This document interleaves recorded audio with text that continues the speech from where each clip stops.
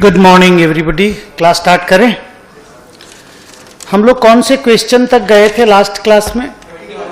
21 हो गया था। 22 नंबर क्वेश्चन देखो।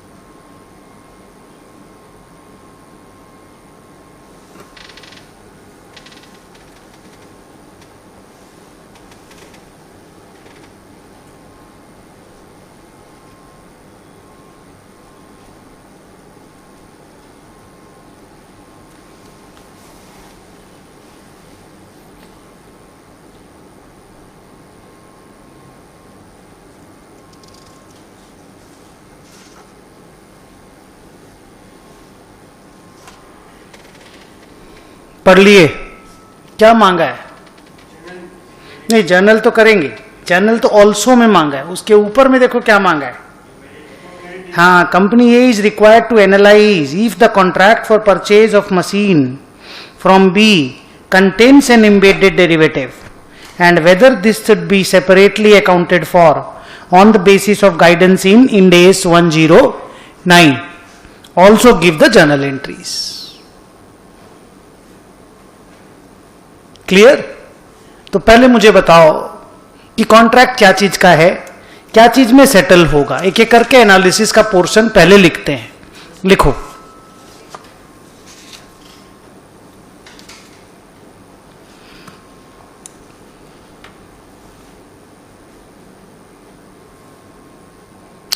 वन। अच्छा लिखो एनालिसिस। ऊपर में लिखो analysis.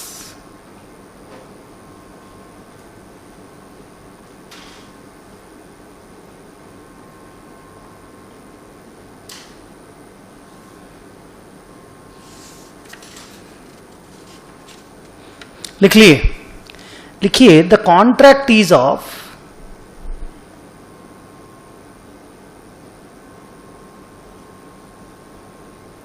Purchase of a machine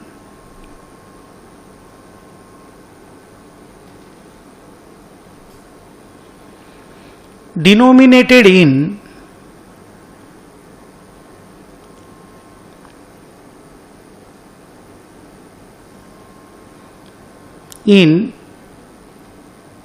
foreign currency. Bracket में लिखो US dollar.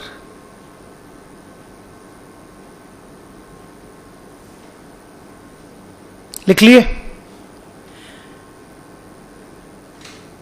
The contract is worth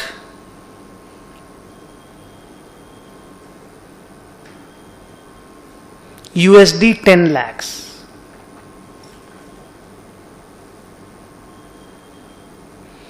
clear है? हम लोगों को क्या देना होगा? डॉलर का डॉलर का डिलीवरी देना होगा, डॉलर देना होगा। तो ये समझ जाया कीजिए कि जनरली जो भी डॉलर डिनोमिनेटेड कॉन्ट्रैक्ट होते हैं उसमें एक नेचुरल एम्बेडेड डेरिवेटिव होता है अगर आप उसको कुछ समय के बाद पेमेंट करने जा रहे हैं तो। कारण क्या है कि अगर डॉलर का दाम गिरेगा आपको पेमेंट कम करना होगा, अगर डॉलर का दाम बढ़ेगा आपको पेमेंट ज्यादा करना होगा। दैट मीन्स आपके मशीनरी के परचेज कॉन्ट्रैक्ट में, मशीनरी परचेज का contract is the host contract, वो डेरिवेटिव नहीं है, but because it is denominated in foreign currency, तो फॉरेन करेंसी के गिरने या बढ़ने से आपको फायदा या नुकसान होगा। So there is an underlying, there is no doubt about that. और अंडरलाइन के चेंज होने से आपके कॉन्ट्रैक्ट के वैल्यू में चेंजेस होगा, there is no doubt about that. It is to be settled on the future date, उसमें भी कोई डाउट नहीं है। And there is no investment, उसमें भी कोई डाउट नहीं है। आज हमको कोई भी इन्वेस्टमेंट करना नहीं पड़ रहा है। तो डेरिवेटिव के जो 3 इंग्रेडिएंट होते हैं वो इस कॉन्ट्रैक्ट में है या नहीं है? है तो इसके अंदर एम्बेडेड डेरिवेटिव है। Did you get the point? इसको एनालाइज करके लिखो। हम लोग ए हैं कि बी हैं देख लेंगे ना, वो तो बोल देगा ना। कंपनी ए के बारे में ही पूछा है। कंपनी ए ने मशीन परचेज किया है, डॉलर दिया है, डॉलर देगा।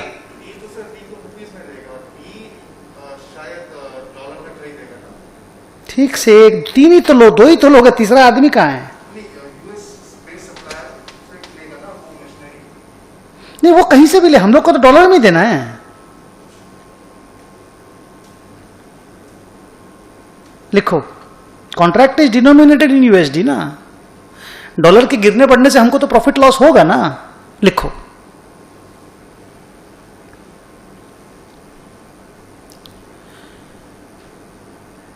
पैरा 2 या बी, एबीसीडी कर रहे हो 1 2 3 4, ऊपर वाले पैरा को कुछ लिखे हो?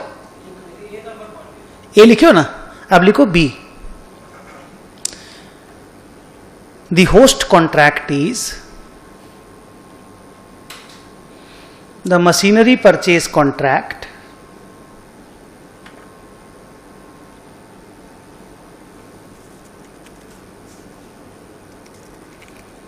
which is a non-financial contract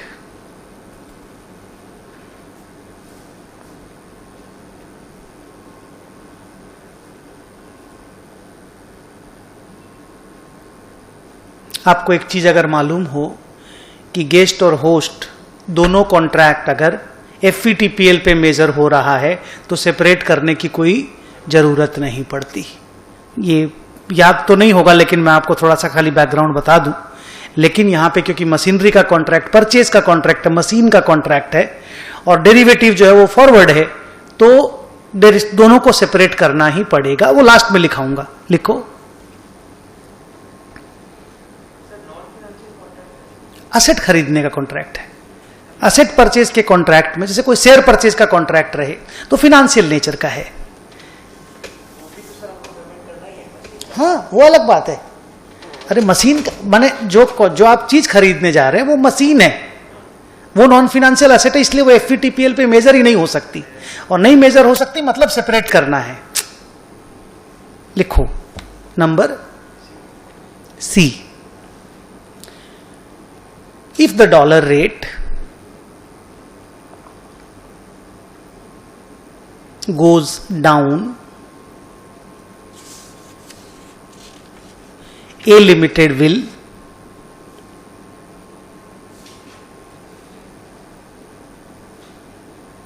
बोलना है गेन या loose? A Limited will gain। क्यों बताओगे? डॉलर का रेट अगर गिरेगा तो हमें पेमेंट कम करना पड़ेगा, बिकॉज डॉलर डिनोमिनेटेड हमारा लायबिलिटी है, हमको डॉलर में ही किसी को पेमेंट करना है, तो डॉलर के रेट के गिरने से हमको फायदा होगा।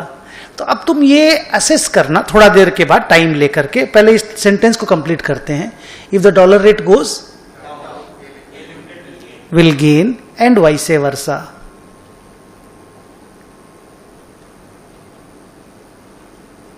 तो मुझे बताइए अंडरलाइंग है या नहीं है? अंडरलाइंग है ना, और अंडरलाइंग के चेंज होने से अपने कॉन्ट्रैक्ट के वैल्यू में चेंज होगा, हाँ या ना? लिखो, so there is an underlying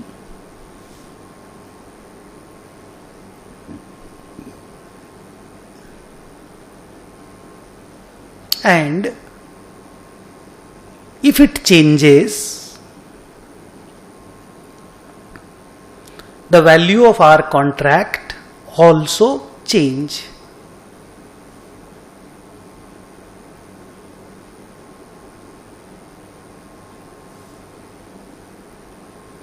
समझे? अब यहीं पे आप ये बताओ, दो तरीके से सोच के, हाँ, एक तो हम डॉलर देने वाले हैं, तो कोई भी परचेज और सेल के कॉन्ट्रैक्ट में, कोई भी चीज के कॉन्ट्रैक्ट में जो चीज हम देते हैं वो सेल है या वो परचेज है? अपने लिए जो चीज हम देते हैं वो परचेज है।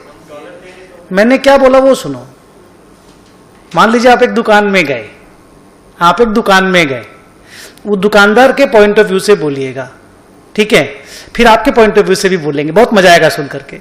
आप दुकानदार को जाकर के बोले हमको एक कपड़ा चाहिए, एक टी शर्ट चाहिए, उसने बोला 500 रुपया दीजिए, तो आप समझिए 500 रुपया आपके लिए कमोडिटी है। करेंसी भी तो एक तरह का कमोडिटी होता है एक तरह से, और उसके लिए जीन्स एक टी शर्ट एक कमोडिटी है।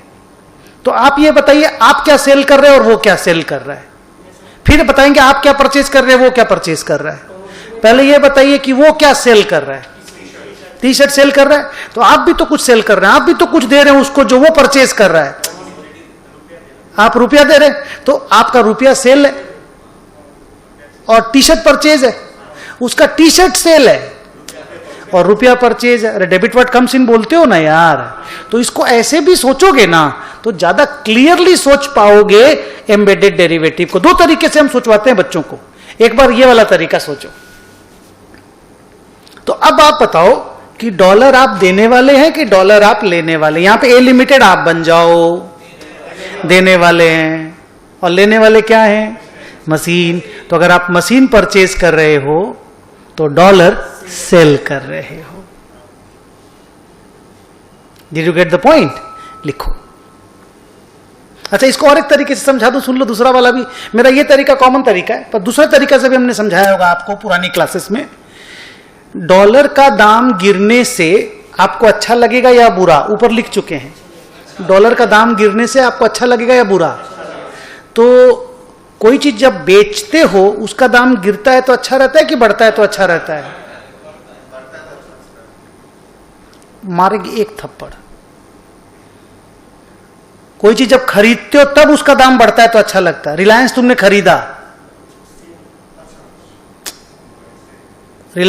खरीदा, उसका दाम बढ़ा तो तुमको अच्छा लगा कि बुरा लगा? और रिलायंस तुमने बेच दिया, उसका दाम बढ़ा, तुमको अच्छा लगेगा कि बुरा लगेगा? खराब लगेगा ना। और दाम गिरा तो अच्छा लगेगा ना। अरे फ्यूचर के बारे में सोचो, हम लोग जब कोई भी फ्यूचर बेच देते हैं तो उसका दाम गिरने से ना अच्छा लगता है। बेचा हुआ चीज गिरे तो अच्छा, खरीदा हुआ चीज बढ़े तो अच्छा। फिर भाषण इतना में रुक जाया करो। अभी तेरा बात सोचने के लिए फिर और एक चीज बच्चों के दिमाग में डालो। समझा क्या बोले? बेचा हुआ चीज गिरे तो अच्छा। हम लोग फ्यूचर सेल करते हैं ना, जैसे निफ्टी बेच दिया हम, तो निफ्टी बेच दिया, उसका दाम अगर बढ़ जाएगा तो हमको तो नुकसान होगा ना, हम तो शॉर्ट किए हैं ना। तो दोनों तरीके से हम समझा दिए। हम लोगों ने डॉलर बेचा, so it's a forward dollar sale. लिखो, दोनों समझा दिए। फिर से समझाएं कि दोनों क्लियर हुआ? एक जीन्स और रुपया लेके समझाए, और एक तुमको किस में अच्छा लग रहा है वो देखो। अगर डॉलर का दाम गिरने से अच्छा लग रहा है, इसका मतलब तुमने डॉलर को फॉरवर्ड मार्केट में सेल कर दिया है। माने एम्बेडेड डेरिवेटिव में लोग ये समझ नहीं पाते हैं कि हमको क्या चीज में अच्छा लग रहा है, माने मेरा कॉन्ट्रैक्ट क्या चीज का है। लिखो,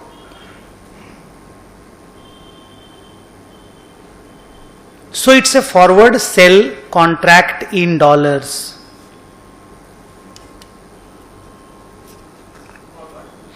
सेल कॉन्ट्रैक्ट आपने डॉलर का फॉरवर्ड सेल कर दिया है।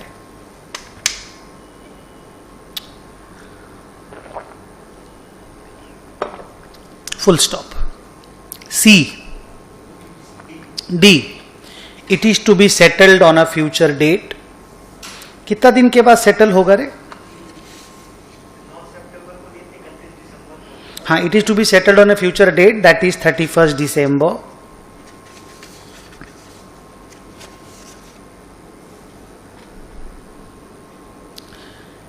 E, there is no initial investment।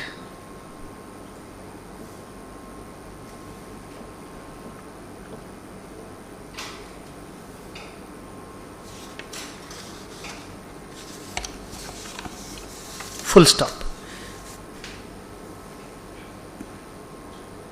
So we can para change करके, so we can conclude that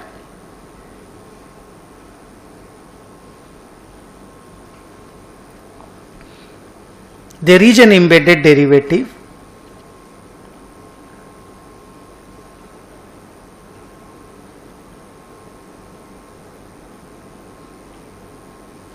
and it needs to be separated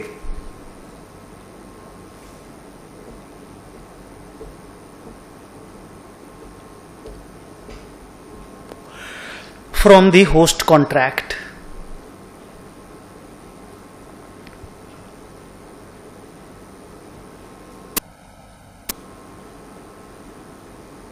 clear? Full stop. तो ये कहानी, इतना पॉइंट लिखोगे तो पहला पार्ट का आंसर हो गया, जहां पे उन्होंने बोला कि एनालाइज करो कि कोई एम्बेडेड डेरिवेटिव है या एम्बेडेड डेरिवेटिव नहीं है।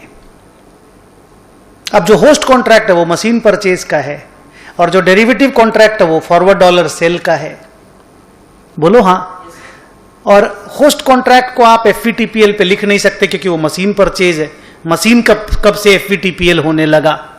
और डेरिवेटिव तो FVTPL पे ही मेजर होगा। All derivatives are measured at FVTPL unless they are entered into for hedging. तो ये तो इम्बेडेड डेरिवेटिव है। बोलिए हाँ। तो हम लोग अलग करके कैसे एंट्री मारेंगे? पहले लिखो, अब लिखो जर्नल एंट्रीज। अच्छा, वो लिख लोगे ये वाला लाइन कि the derivative contract will be measured at FVTPL। ऊपर में लिख दो जर्नल एंट्री के ऊपर। अच्छा, नीचे भी चलेगा, नीचे लिख दो the embedded derivative will be measured at FVTPL।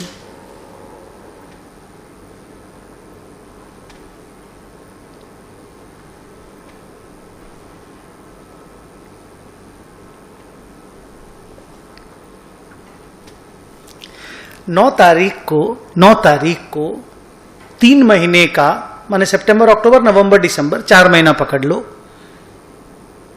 Forward rate क्या था डॉलर का?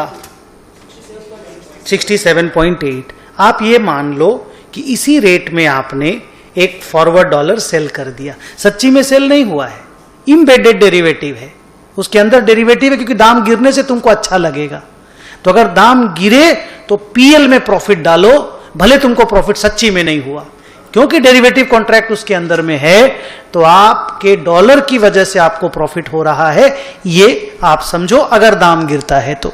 और उसका प्रॉफिट लॉस आपके PL में जाना चाहिए। क्लियर? पहला रिपोर्टिंग डेट कब आया?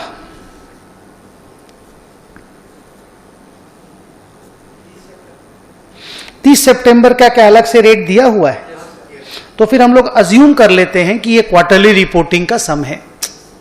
नहीं तो हम एक साथ एनुअल रिपोर्टिंग की तरह भी सम को सॉल्व कर सकते हैं, क्योंकि 30 सितंबर का रेट देने का लॉजिक और कुछ भी नहीं बनता है।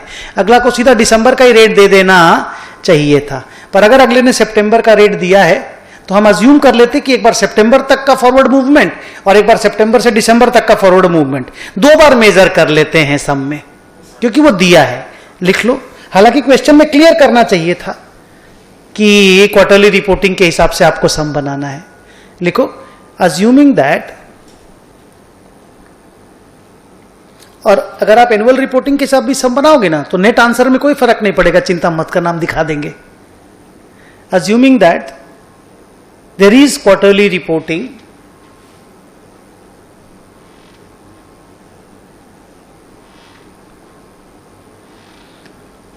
अब नीचे लिखो 9 सितंबर, 9 सितंबर।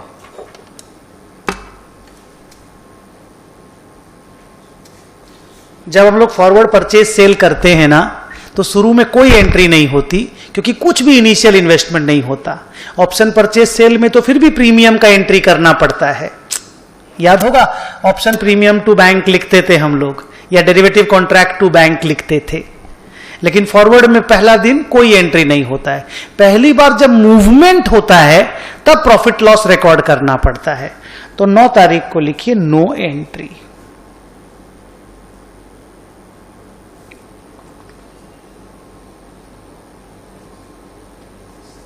रुको, अभी आप पहला एक क्वेश्चन का जवाब दीजिए। मशीन तो परचेज हो गया था, मशीन का एंट्री क्यों नहीं हुआ? सर मशीन परचेज नहीं हुआ है, कॉन्ट्रैक्ट हुआ है कि 3 महीना बाद परचेज करेंगे। देयर इज ए कॉन्ट्रैक्ट कि we will purchase the machine and we will pay $10 lakh.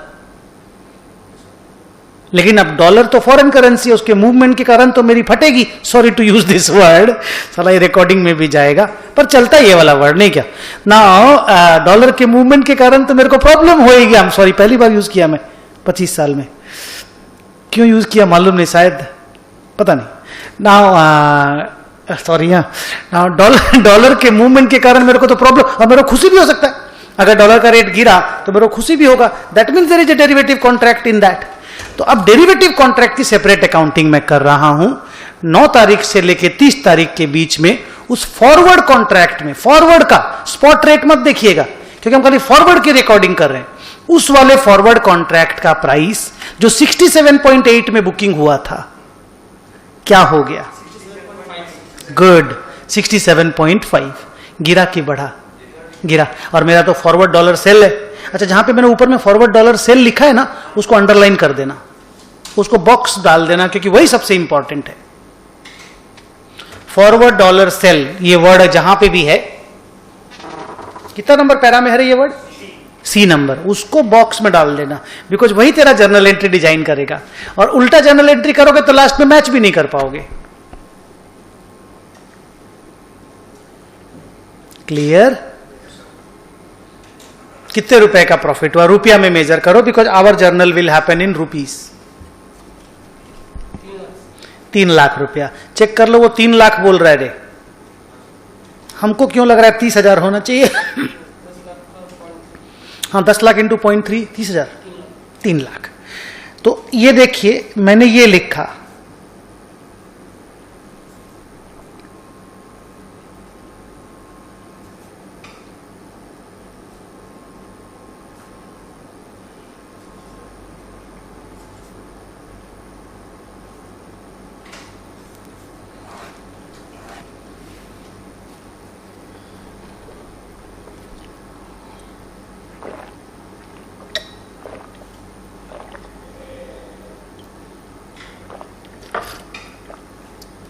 एक डेरिवेटिव कॉन्ट्रैक्ट है, तो या तो फॉरवर्ड कॉन्ट्रैक्ट को डेबिट कर दो, या डेरिवेटिव कॉन्ट्रैक्ट कोई भी नाम से। आप लोग किस नाम से डेबिट करते थे?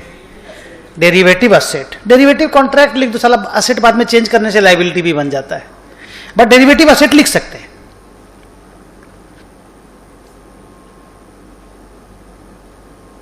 बच्चा बोला डेरिवेटिव असेट ही लिख दीजिए सर, हम लोग यही लिखा करते थे, बोल रहा है। डेरिवेटिव कॉन्ट्रैक्ट लिख देने से क्या, डेबिट क्रेडिट दोनों चल जाएगा। असेट लायबिलिटी लिखने से, डेबिट होने से असेट लिखना पड़ेगा, बट ठीक है, एक ही बात है।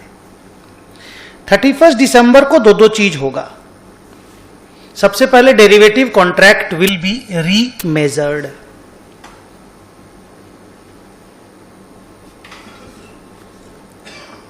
इकतीस दिसंबर को अब फॉरवर्ड रेट नहीं रहेगा उस कॉन्ट्रैक्ट का, क्योंकि डेट आ गया, वो वाला 31 दिसंबर का डेट आ गया। तो जब फाइनल डेट आ जाता है तो फॉरवर्ड और स्पॉट रेट दोनों सेम हो जाता है, बिकॉज फॉरवर्ड और स्पॉट रेट के बीच में जो डिफरेंस होता है वो तो टाइम वैल्यू ऑफ मनी के कारण होता है ना। F = S × E⁻RT, अगर याद होगा आपको, SFM में आप लोग पढ़ा करते थे। तो 31 दिसंबर का forward rate spot rate same ही होता है, तो वो वाला रेट बताओ। और यहां से हमको बताओ कि मेरे को यहां से हाथ देखो, गेन हुआ कि लॉस हुआ, फिर गेन हुआ, तो एंट्री लिखो।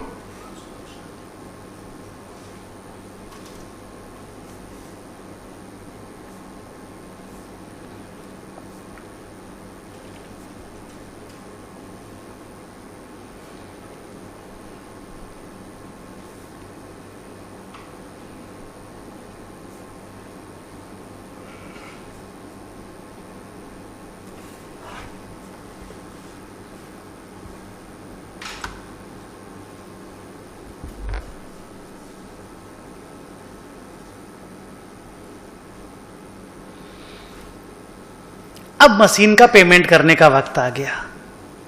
31 दिसंबर को मशीन हाथ में आएगी और हम पेमेंट करेंगे। अब 31 दिसंबर को अगर हम परचेज कर रहे हैं और पेमेंट कर रहे हैं, मशीन आया और हम पेमेंट कर रहे हैं, तो मेरे को पेमेंट का अमाउंट बताया जाए। क्यों 67.8? क्यों नहीं, 67.8 में कभी कॉन्ट्रैक्ट नहीं किए थे, मशीन परचेज का कॉन्ट्रैक्ट है। फॉरवर्ड तो एम्बेडेड डेरिवेटिव है, पेमेंट जब हम करेंगे वो तो लास्ट डेट में करेंगे ना, वो तो 67 रुपीज करेंगे, तो माई पेमेंट विल हैपन 67 करोड़ ना, 10 लाख इंटू 67, 6 करोड़ 70 लाख है ना। अब 6 करोड़ 70 लाख का मेरा पेमेंट है, try to understand, 6 crore 70 lakh का पेमेंट है। तो एक दिमाग में आता है machine to bank 6 crore 70 lakh लिख दें, no, to bank 6 crore 70 lakh होगा, पर ये जो डेरिवेटिव एसेट आपने खड़ा किया है ये क्रेडिट होगा और मशीन डेबिट ज्यादा से होगा। ये मत समझना तुमको मशीन सस्ता में मिल गया, ये समझना कि डॉलर के मूवमेंट की वजह से तुमको फायदा हुआ है, डॉलर के मूवमेंट की वजह से तुमको प्रॉफिट हुआ है। बोल के तुमको मशीन का पेमेंट कम करना पड़ा, बट मशीन का कॉस्ट वो कमती पेमेंट नहीं है, मशीन का कॉस्ट तो पूरा है। सर मतलब दिस, इधर देखो, टू बैंक जो आप एक्चुअल पेमेंट करेंगे, टू डेरिवेटिव एसेट जो आप लोग इसीलिए खड़ा किए कि आज हम उसको खत्म करेंगे, बिकॉज तुम भी जानते हो हम भी जानते हैं इस डेरिवेटिव एसेट का सच्ची में हमको पैसा मिलने वाला नहीं है, क्योंकि मेरा सच्चा डेरिवेटिव थोड़ी है, मेरा तो एम्बेडेड डेरिवेटिव है। हेलो एवरीबॉडी, तो इसका हमें रियलाइजेशन कैश में नहीं होगा। हेलो एवरीबॉडी, पर यहां पे अब मैं क्रेडिट करूंगा और मैं मशीनरी जो डेबिट करूंगा, property plant and equipment account debit, वो 6 करोड़ नहीं 6 करोड़ 78 लाख। हाँ, तो मशीनरी का कॉस्ट 6 करोड़ 78 लाख है, मेरा पेमेंट 6 करोड़ 70 लाख है और मेरे को प्रॉफिट 8 लाख हुआ। अगर इसका नट सेल में एक जनरल एंट्री मारेंगे, हम लोग तो फॉरवर्ड का मूवमेंट तो डे वाइज एंट्री मारा ना, एक एंट्री मारेंगे तो machine debit 678, to bank 670, to PL 8। वो यही बोलना चाहता है इंड AS 109 कि सर मशीन टू बैंक 670 नहीं है। डॉलर मूवमेंट में आपको खुशी हुआ है, बोलो हाँ या ना। तो खुशी हुआ है तो पीएल आना चाहिए कि नहीं बुक्स में। अपन नॉर्मल अकाउंटिंग का बात करते हैं, खुशी को ही तो प्रॉफिट बोलते हैं, दुख को लॉस बोलते हैं। तो आप हमको बताइए डॉलर के मूवमेंट की वजह से आपको अच्छा लगा, बोलो हाँ अच्छा लगा। तो अच्छा लगा तो उसका पीएल में क्रेडिट आना चाहिए ना। अच्छा लगा माना there is a derivative element, तीनों कैरेक्टरिस्टिक चेक करवा दिए।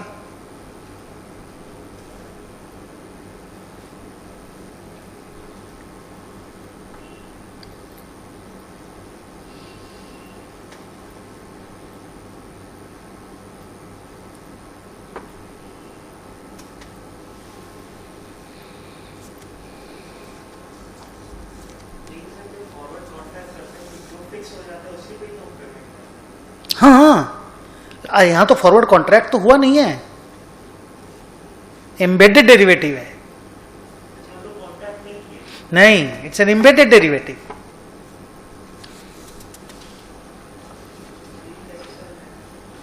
बताए तो ऊपर फर्स्ट लाइन में, वहां से नहीं समझ में आएगा। फर्स्ट लाइन में एनालिसिस में लिख के दिए, देखो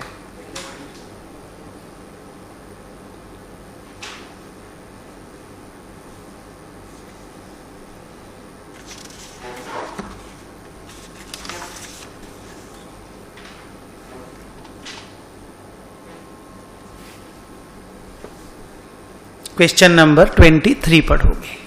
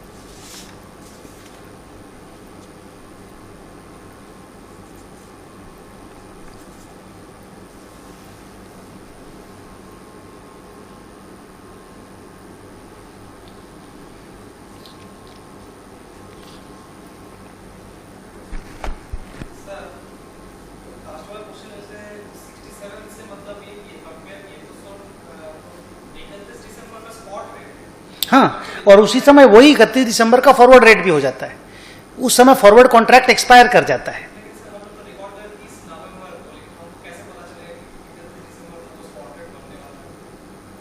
नहीं समझे, 30 नवंबर को रिपोर्ट कर रहे हैं। 30 नवंबर का डेट कहां से आया इसमें?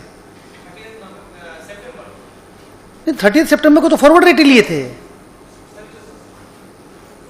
This is a forward, this is the forward.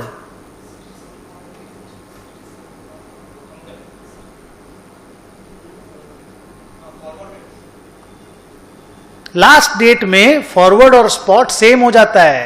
हम लोग जानते हैं ना, रिलायंस का फ्यूचर में हम लोग ट्रेड करते हैं। लास्ट डेट में जब 3:30 आता है ना, शाम का 3:30 जब बजता है दोपहर को, तो फ्यूचर और स्पॉट सेम रेट पे एक्सपायरी होता है। अब ये सब चीज थोड़ी यहां बैठ के अभी पढ़ाएंगे एसएफएम में, कितना डिटेल में पढ़ाए थे उस वक्त। चलो क्वेश्चन नंबर 23 देखो।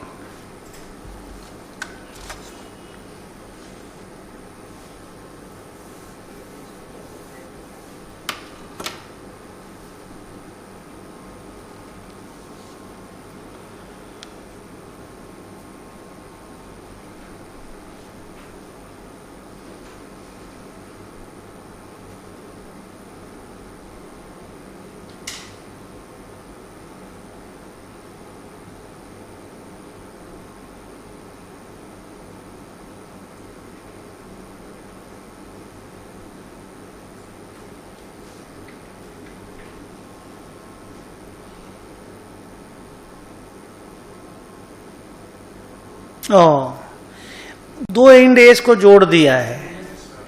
हाँ, इंड एस 10 को 109 से जोड़ दिया। यहां पे मॉडिफिकेशन वाला जो पैराग्राफ है ना, उसमें साफ साफ लिखा हुआ है कि जब मॉडिफिकेशन होगा, मॉडिफिकेशन का अकाउंटिंग तभी करना पड़ेगा।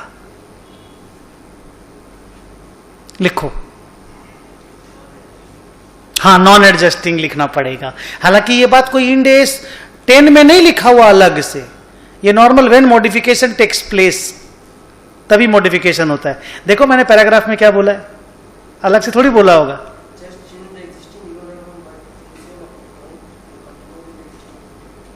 अच्छा, उसमें अलग से कुछ पैराग्राफ नहीं बनाया कि अकाउंटिंग कब करना है। हाँ, तो वो नहीं लिखाया होगा बेटा, इतना इंपॉर्टेंट नहीं लगा होगा। हाँ, नहीं नहीं नहीं, ये मॉडिफिकेशन की अकाउंटिंग, मॉडिफिकेशन जब होती है तभी करना पड़ता है। लिखो, as per Ind AS 109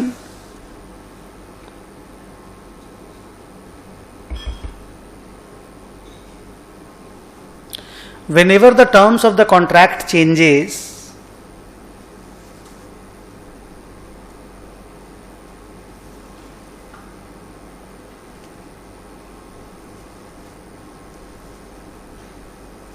whenever the terms of the contract changes, the entity has to recalculate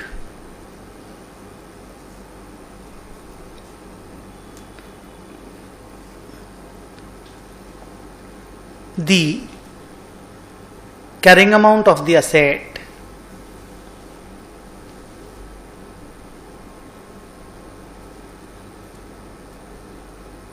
and make the suitable changes। इसी में वो था कि 10% से ज्यादा का अगर फर्क पड़ जाता तो एक्सटिंग्विशमेंट अकाउंटिंग करना पड़ता है। जाके आज रिवाइज कीजिएगा, बहुत डिफिकल्ट चीज था। लिखो, the modification gains and losses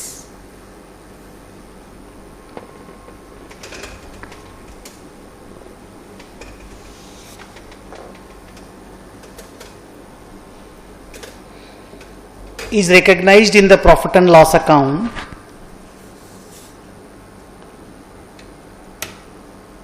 in the year in which the modification takes place actually.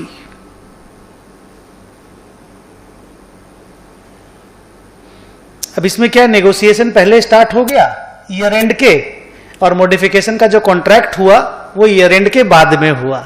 तो बोल रहा क्या इसकी बेसिस पे हम पिछला साल में गेन लिख सकते हैं क्या? जो भी गेन लॉस हुआ उसको लास्ट ईयर में रिकॉर्ड कर सकते हैं क्या? आंसर इज नहीं, वो आप नहीं कर सकते. नहीं, आपका कॉन्ट्रैक्ट तो एग्जिस्ट करेगा ही. आप नेगोशिएशन चालू कर दिए तो मॉडिफिकेशन थोड़ी हो गया. नहीं नहीं, कंडीशन एग्जिस्ट करता तो फिर तो तुमको फिर एडजस्टिंग इवेंट मानना पड़ेगा. फिर तो एडजस्टिंग इवेंट मानना पड़ेगा. इसमें एडजस्टिंग इवेंट आप नहीं मान सकते. लिखो, क्योंकि मॉडिफिकेशन होने के बाद ही मॉडिफिकेशन अकाउंटिंग. अब जैसे हम लोग पढ़ते थे ना कि अमलगमेशन का बातचीत पहले ही चालू हो गया, लेकिन जो कंट्रोल ट्रांसफर हुआ वो नेक्स्ट ईयर में हुआ. तो कंट्रोल ट्रांसफर होने के बाद ही आप अमलगमेशन अकाउंटिंग कर सकेंगे. लिखो, क्या लिखा?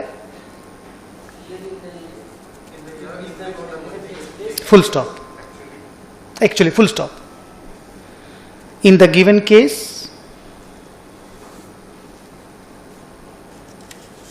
the negotiation for modification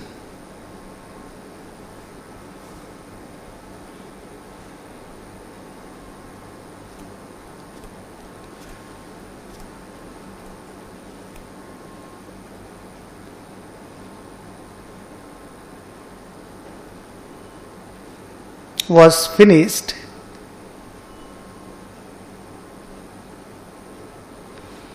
subsequent to the end of the year,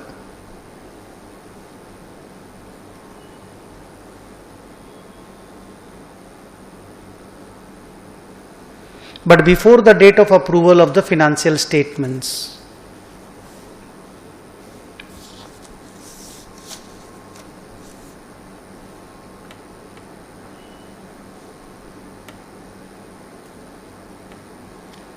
Full stop. So we have to record the modification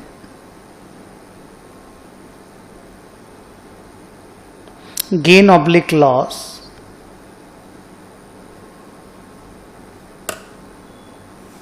in the next year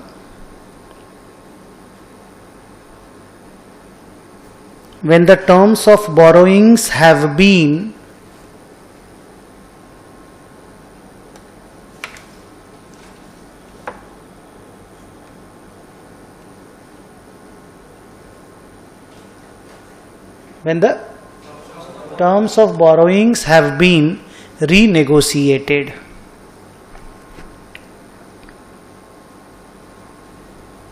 बस कंप्लीट. Question number 24.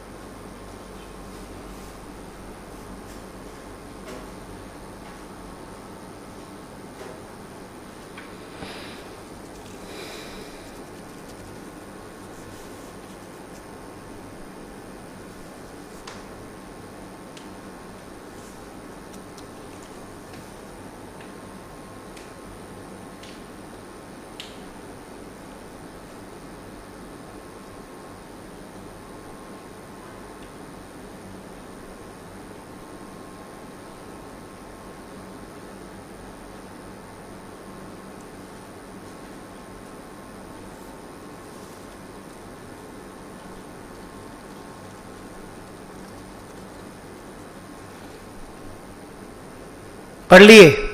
कुछ भी याद नहीं आया ना? सुनिए, नहीं समझ में आ जाएगा। एक्चुअली आप लोगों को याद नहीं है, इस स्टोरी को हम लोग बोलते थे कि ओन यूज एग्जेम्पशन।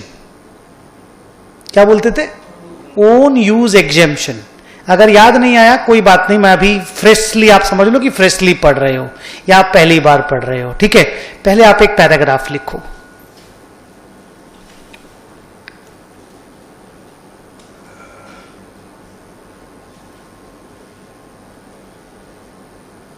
देखिए, generally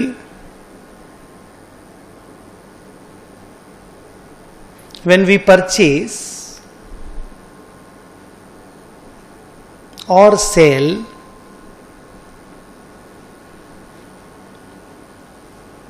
goods or services,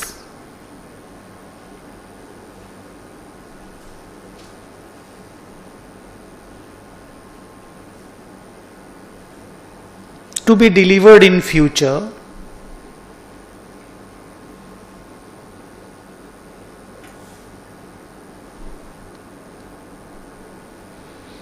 to be delivered in future, they are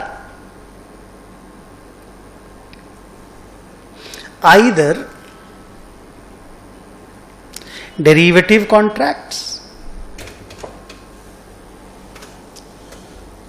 or executory contracts.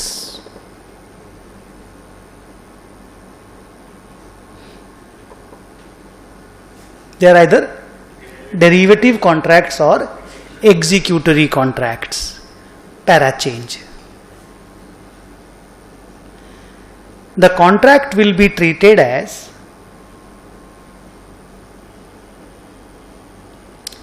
derivative contract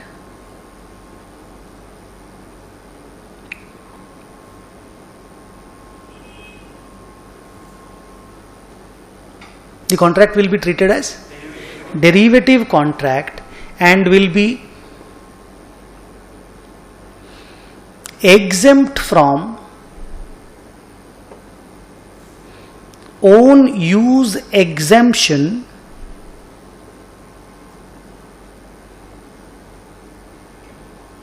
and will be dealt as per Ind AS 109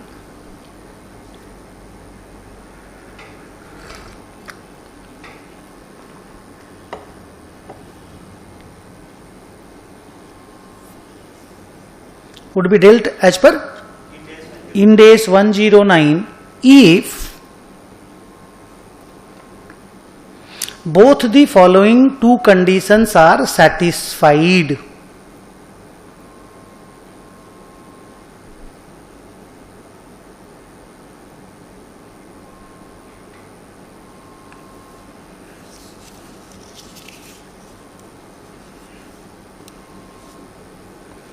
A,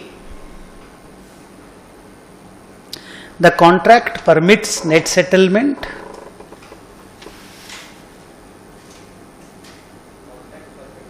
Net settlement.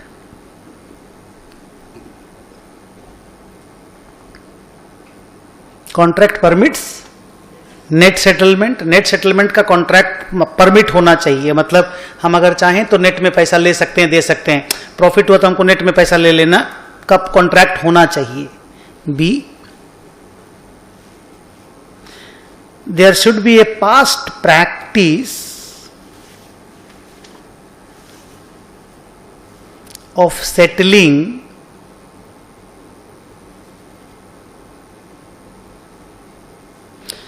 a significant proportion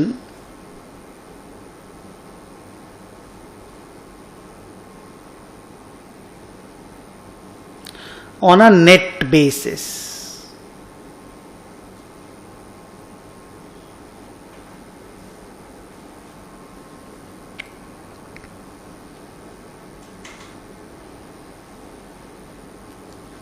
अब significant proportion has not been defined, लिखो वहां पे significant proportion has not been defined.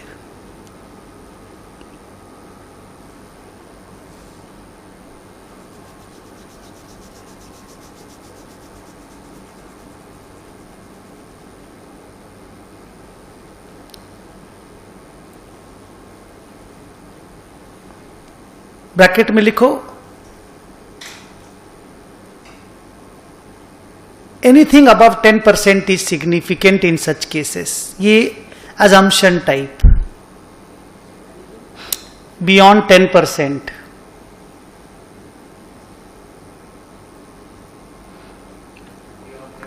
may be considered significant.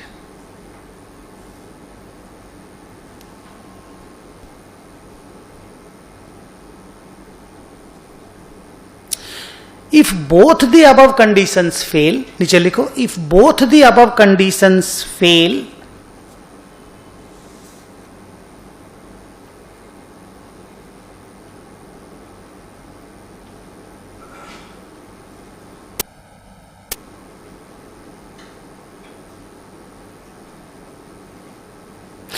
नहीं ऐसे मत करो, इसको रहने दो, ठीक है. अगर ये दोनों कंडीशन फुलफिल हुआ, क्या बोला, क्या क्या दोनों कंडीशन है, नीचे लिखो otherwise it is a, if both the conditions को हटाओ, लिखो otherwise it is a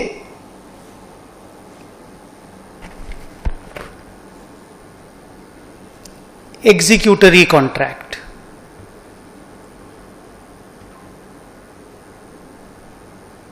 And will fall outside the purview of Ind AS 109.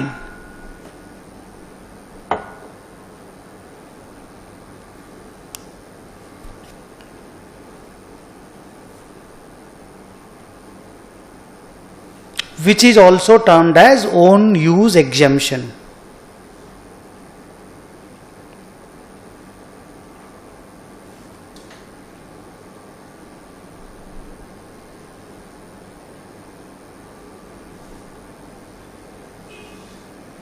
Which is also termed as own use exemption. अब एक बार आप पैराग्राफ को वापस से लाउडली पढ़ो, पढ़ो मेरे सामने, मैं सुनना चाहता हूं.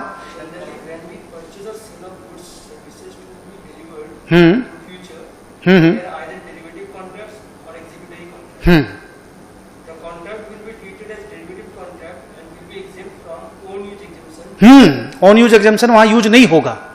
अगर उस कॉन्ट्रैक्ट में नेट सेटलमेंट अलाउ होता है, और हम नेट सेटलमेंट ही करते हैं, हम जनरली नेट सेटलमेंट करते हैं, तो that means it is a derivative contract. और अगर वो डेरिवेटिव कॉन्ट्रैक्ट है तो फिर वो इंड एस 109 के अंदर में घुस जाएगा. और अगर हम जनरली डेरिवेटिव सेटलमेंट, माने जनरली हम नेट कैश सेटलमेंट नहीं करते हैं, जनरली हम माल ले लेते हैं, तो वो एक तरह से एडवांस परचेज वाला कॉन्ट्रैक्ट हो गया. भाई एडवांस में हम माल परचेज का ऑर्डर नहीं देते हैं क्या, नहीं होता क्या. जो बड़ा इसमें क्या होता है कि भाई अब मान लो हम बड़ा ऑयल के डीलर हैं, या मान लीजिए बड़ा तेल का डीलर हैं, तो हम लोग एडवांस में, जैसे इंडिया है तो एडवांस में तो परचेज करके रखता है ना पेट्रोल डीजल का. बट एडवांस का कॉन्ट्रैक्ट कर लिए और डॉलर का दाम अगर गिर गया, हम परचेज का कॉन्ट्रैक्ट कर लिया और डॉलर का दाम अगर गिर गया, तब तो हम डिलीवरी ले लेते हैं, और बढ़ गया तब हम साला फॉरवर्ड को ही काट देते हैं, माना डायरेक्टली कॉन्ट्रैक्ट ही काट करके प्रॉफिट खा लेते हैं. तो उसमें चेक करना पड़ेगा कि आपका इंटेंट क्या है. आप डिलीवरी अगर लेते हैं तो वो advance payment for purchase of क्या बोलते हैं, गुड्स और सर्विसेज है, तो फिर वो इंड एस 109 के अंदर में नहीं आएगा, उसको आप एग्जीक्यूटरी कॉन्ट्रैक्ट बोलेंगे. आप पहला वाला केस देखिए, मैं आपको एक्सप्लेन करता हूं. उसमें कॉन्ट्रैक्ट 2 और 3 मत पढ़िएगा.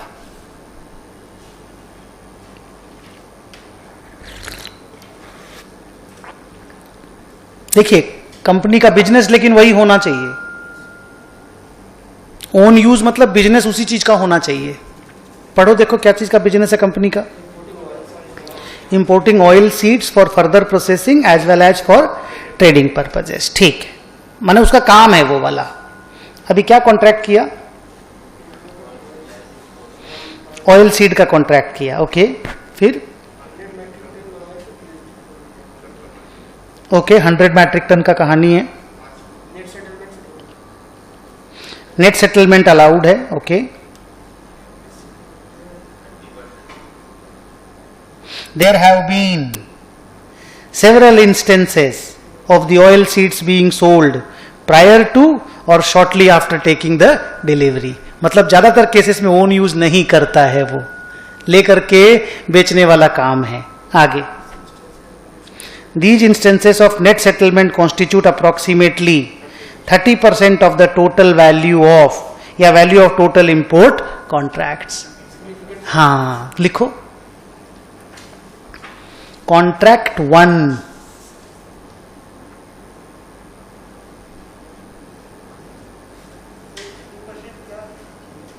टोटल जो मैं कॉन्ट्रैक्ट करता हूं, बहुत सारे कॉन्ट्रैक्ट में सल्टा देता हूं ऐसे नेट करके, मैंने डिलीवरी ले करके यूज करके उस तरह का नहीं, मतलब कुल मिलाकर के डेरिवेटिव तरह का फाटका करते हैं और क्या चीज में लिखो कॉन्ट्रैक्ट 1 नीचे लिखो net settlement is allowed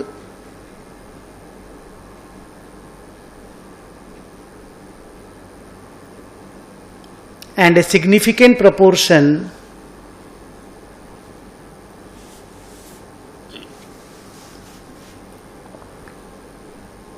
are being settled on net basis.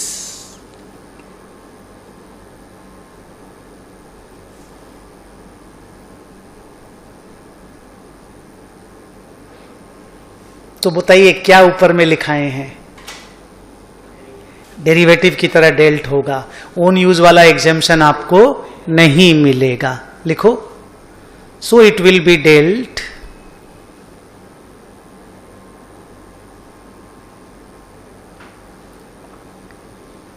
as a derivative contract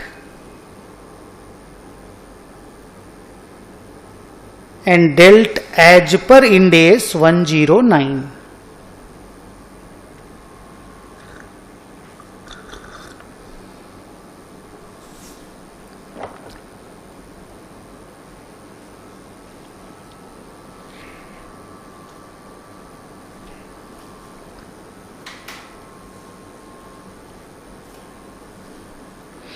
कितना सुंदर लिखा है, 2 नंबर को लास्ट तक पढ़ना एकदम प्यार से।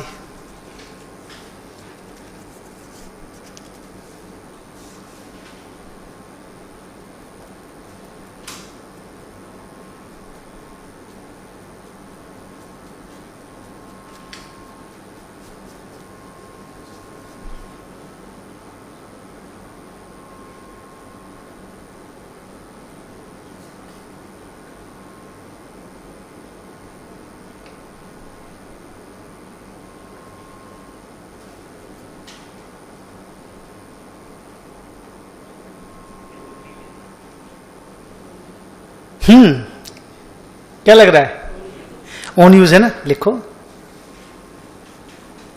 Although the net settlement is allowed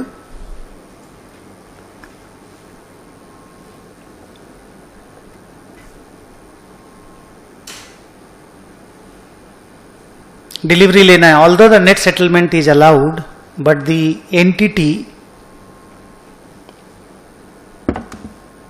takes delivery in majority of the cases.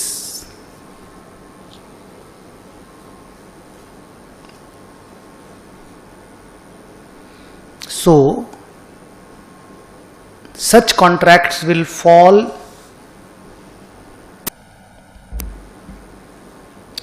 within the own use exemption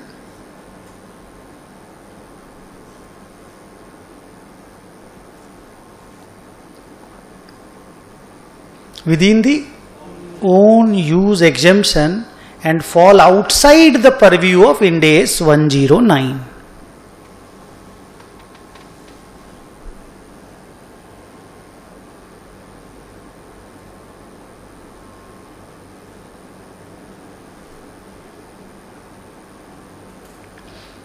clear? Contract 3 पढ़ो।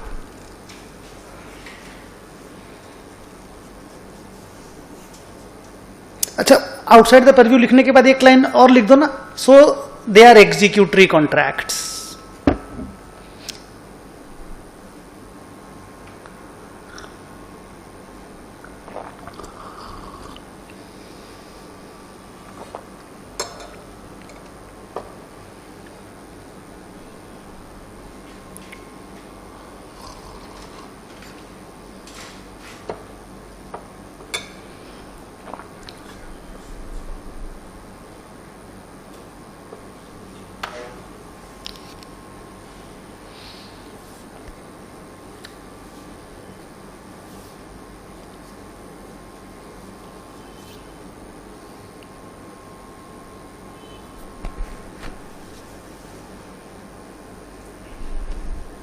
हाँ, ये तो प्योर डेरिवेटिव ही है हेजिंग के लिए लिया हुआ, और ये तो स्टॉक एक्सचेंज से भी डेल्ट हो रहा है, तो ये तो किसी तरह से परचेज का कॉन्ट्रैक्ट ही नहीं है. लिखो contract 3.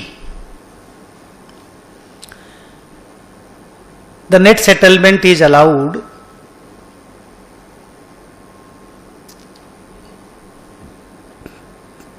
and it is compulsorily to be net settled as it is dealt in the commodity exchange. Net settled.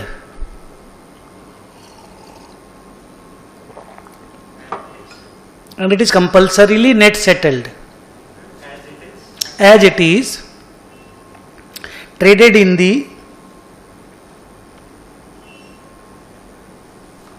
exchange. So it is derivative.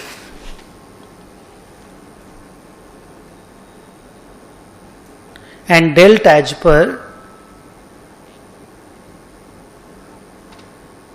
Ind AS 109. तो क्या बोलते हैं, ओन यूज एग्जेम्पशन मिलेगा यहां पे? लिख लो नो ओन यूज एग्जेम्पशन.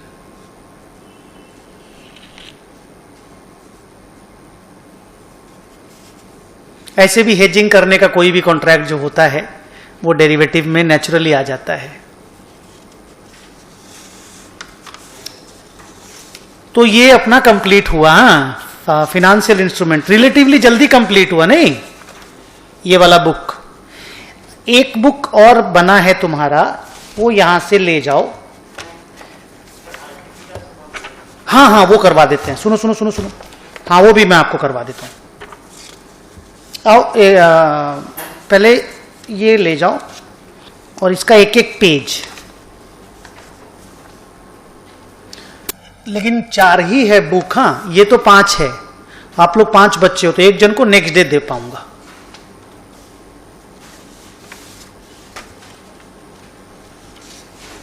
या आज जब क्लास खत्म होगा ना तो ले जाना मेरे से. तुम लोग दोनों जन एक ही बुक ले लो. हाँ, और क्लास खत्म जाते वक्त मेरे से ले लेना.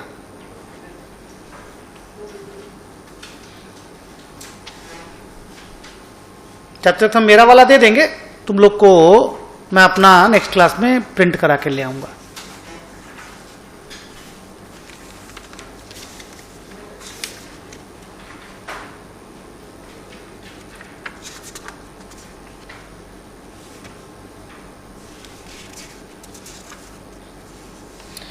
पहले ना आप लोग ये वाला पेज देखो. हेलो, ये वाला पेज देखो, और हम ये आपको उस पे भी दिखा देते हैं. क्या नाम आपके पास एक्स्ट्रा पेज पड़ा हुआ है? वही है ना. मैं आपको यहां पे भी दिखा देता हूं. क्या नाम, स्क्रीन पे भी आप देखो. पेज नंबर 7 है या क्वेश्चन नंबर 15 है. वहां पे देखो इंड एस 109 लिखा हुआ. तो ये बच्चा आइडेंटिफाई करके लाया. पहले तो हम बच्चे को थैंक यू बोल देते हैं. ये बच्चा आइडेंटिफाई करके लाया, बोला सर ये वाला जो सम है ना पर्टिकुलरली ये आप करवा दीजिए. स्मॉल सम आप देखते ही तुरंत समझ जाएंगे, कोई प्रॉब्लम नहीं होगा. तो ये इंड एस 109 का ही सम है और लेटेस्ट वाले आरटीपी में आया है. और बोलते हैं ना कि सम करके जाने से एग्जाम में कर पाते हैं, सिमिलर सम आ जाए तो वो सम हम आपको करवा रहे हैं. तो आप एक काम करो, चलो सम को पढ़ना स्टार्ट करो.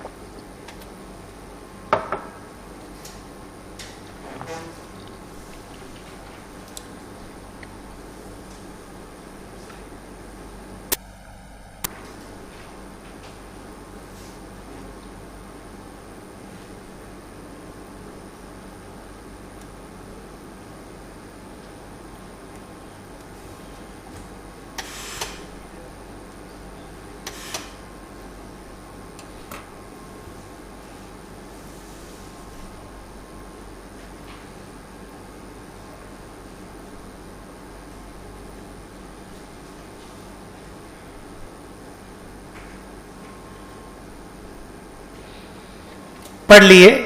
अब एक बार मैं पढ़ता हूं, आप लोग भी मेरे साथ पढ़िए। On 1 April 20x1 sun limited, जो कि पेरेंट कंपनी है, guarantees rupees 10 lakh loan of subsidiary Moon Limited, which bank STDK has provided to Moon Limited for 3 years at 8% rate of interest. Plain financial guarantee का contract है। Loan किसने किससे लिया? Moon limited ने bank से loan लिया और 10 लाख का लोन लिया, 8% ब्याज पे बैंक ने उसको लोन दिया और गारंटी होल्डिंग कंपनी ने दिया। आगे, if Sun Limited, नहीं, interest payments are made at the end of each year and the principal is repaid at the end of the loan term. Normal बात है। Next line, if Sun Limited had not issued a guarantee, बोलिए, अगर guarantee नहीं दिया होता, bank STDK would have charged Moon Limited, बोलिए, bank STDK would have charged Moon Limited an interest rate of 11%. तो अब सिंपल सा बात हमको समझाइए कि ये जो होल्डिंग कंपनी है, इसने कितने परसेंट का फायदा सब्सिडरी कंपनी को पहुंचाया और अपने माथे पे जिम्मेदारी लेके पहुंचाया? आप समझ में आया कि 3% का। This is the benefit that the holding company is transferring to the subsidiary company without taking any consideration. तो जब कोई भी चीज आप without taking any consideration subsidiary को देते हैं, तो पिछले 2-3 दिनों से लगातार आ रहा है, हम लोग इन्वेस्टमेंट के रूप में उसको रिकॉर्ड करते हैं। लिखो आगे, लिखो बोलता हूं, पढ़ो आगे। ऑन 31 मार्च 20x2, जो भी बोल दो, ऑन 31 मार्च 20x2 क्या हुआ बोलिए? There is 1% probability that Moon Limited may default on the loan in the next 12 months. ठीक पढ़ रहा हूं? If Moon Limited defaults on the loan, Sun Limited doesn't expect to recover the amount from Moon Limited. एक साल बाद, शायद एक साल बाद ना, टाइम देख लेना, probability of default is only 1%। मतलब मेरा लॉस होने का चांस बहुत ही कम है। अब क्योंकि फर्स्ट डे में हम जब असेट रिकॉर्ड करेंगे इन्वेस्टमेंट के नाम से कि मैंने इन्वेस्टमेंट किया सब्सिडरी को, हम लोग उसका फेयर वैल्यू मेजर करेंगे। अब उसके साथ साथ हम लोगों को एक लायबिलिटी भी मेजर करना पड़ेगा, लायबिलिटी लिखना पड़ेगा। जितना का इन्वेस्टमेंट लिखेंगे उतना ही लायबिलिटी लिखना पड़ेगा, क्योंकि इमीडिएट तो कोई पेमेंट हो नहीं रहा है। लेकिन क्योंकि लायबिलिटी है, अरे भाई जब आप छोड़ो, थोड़ा देर के बाद जब करके दिखाएंगे तुमको। सेकेंड लाइन में क्या लिखा? On 31st March 2013, the probability that Moon Limited will default is 3%. मतलब लायबिलिटी के, हाँ, लायबिलिटी के बढ़ जाने का मतलब मेरे को ज्यादा पेमेंट करने का प्रोबेबिलिटी है, मेरे को लॉस ज्यादा होने का प्रोबेबिलिटी है। ठीक है, आगे पढ़ो। Provide the accounting treatment of financial guarantee as per Ind AS 109 in the books of Sun Limited on initial recognition and in subsequent periods. अच्छा, लिखा नहीं, in both the situations, दोनों केसेस में। 1 साल बाद भी वाला बताओ और 2 साल बाद भी बताओ। लिखो पहले कॉपी, मैं समझाता हूं एक एक करके, काम करते करते लिखो। As the parent company has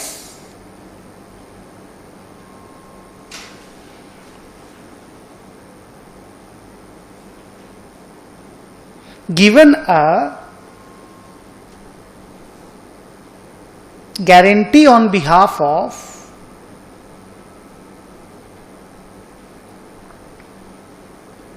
बोलोगे, guarantee on behalf of its subsidiary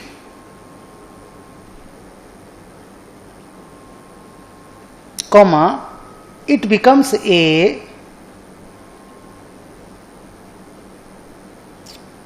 financial guarantee contract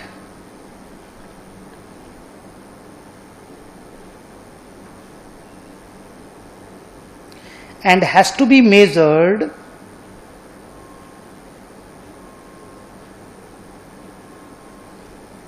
at its fair value, full stop. Such fair value will be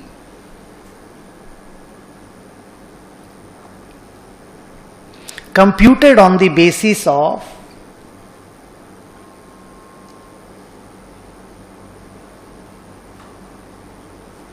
shall be computed on the basis of benefits provided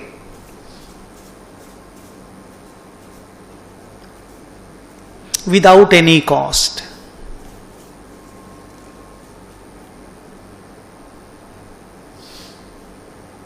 अब मुझे बताओ कितना benefit हम लोग उसको provide कर रहे हैं. फॉरगेट अबाउट कि क्या प्रोबेबिलिटी ऑफ डिफॉल्ट है. मान लीजिए there is no probability of default. हम लोग कितना बेनिफिट उसको प्रोवाइड कर रहे हैं? 3% का. तो वो 3% का अमाउंट कितना बनता है? 10 लाख का 3% कितना बनता है? 30,000. कितना साल तक उसको ये फायदा मिलेगा?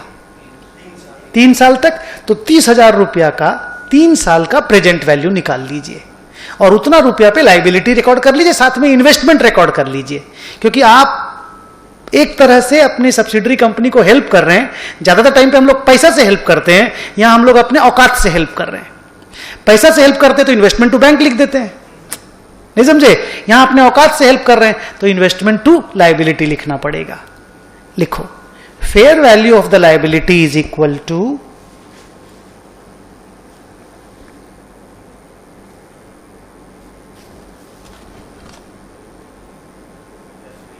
हाँ बेटा लिखता हूं.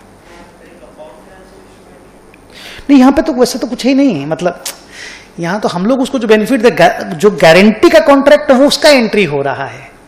हम लोग उसको लोन नहीं दिए, लोन बैंक ने उसको दिया है. तो 2 अलग अलग कॉन्ट्रैक्ट, बैंक का कॉन्ट्रैक्ट अलग और मेरा कॉन्ट्रैक्ट उसके साथ अलग. बोलो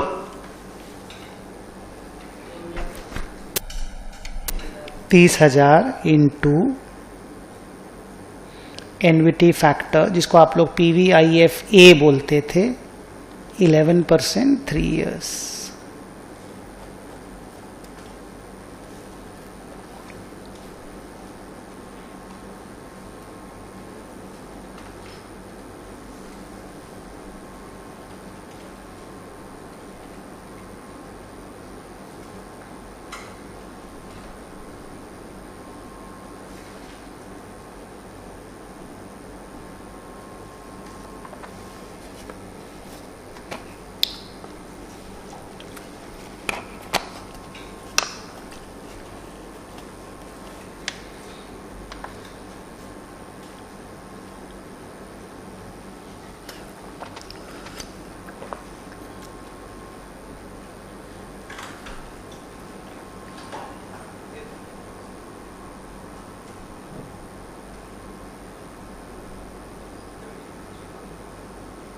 बोलो बच्चों कितना आया PVIFA का अमाउंट? ये वाला अमाउंट कितना आया जो जीटी कैलकुलेटर करके लाते हो? मेरा जीटी वाला कैलकुलेटर हट गया यहां से. 2.4437. तो 30,000 इंटू 2.4437 कितना आया?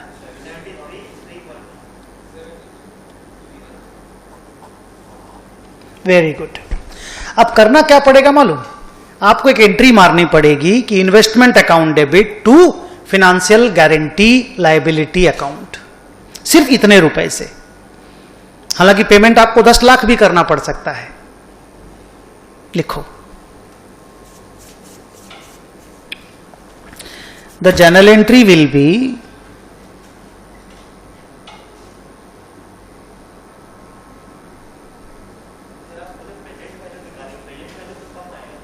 यही तो प्रेजेंट वैल्यू है. पीवी तो कर रहे हैं, 3 साल बेनिफिट पहुंचा है ना 30,000 का. लिखो इन्वेस्टमेंट अकाउंट डेबिट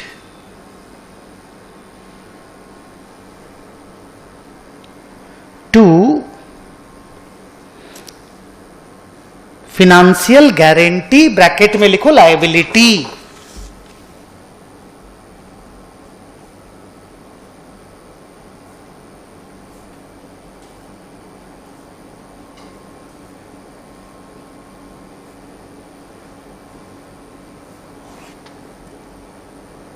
7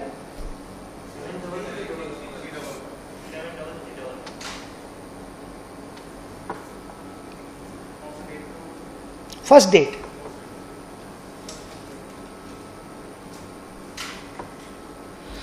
अब ये इन्वेस्टमेंट तो सब्सिडरी के अंदर का इन्वेस्टमेंट है, ये कॉस्ट पे कंटिन्यू हो जाएगा या 109 पे कंटिन्यू हो जाएगा। नीचे लिखो this investment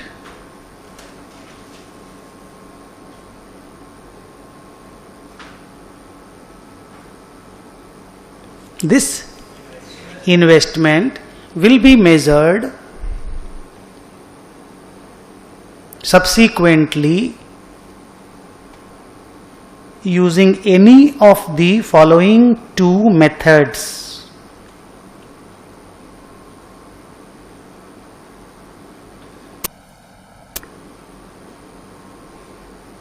Using any of the following two methods. नीचे लिखो A at cost, B as per Ind AS 109। ज्यादातर लोग सब्सिडरी के इन्वेस्टमेंट को कॉस्ट पे मेजर करते हैं, मैंने कई बार बोला। अब आप गेस करो ये फिनेंशियल लायबिलिटी का मेजरमेंट कैसे होगा? क्यों? इंटरेस्ट का रेट है, 3 साल का टेन्योर है, अमोर्टाइज्ड कॉस्ट पे आप पीवी करके निकाले हैं। लिखो the financial guarantee liability will be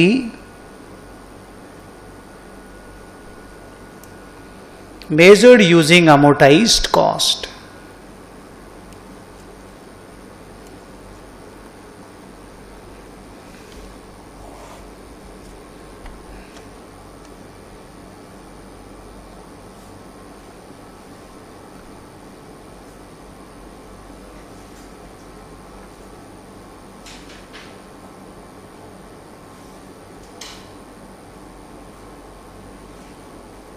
आप कंप्लीट करो अच्छे से।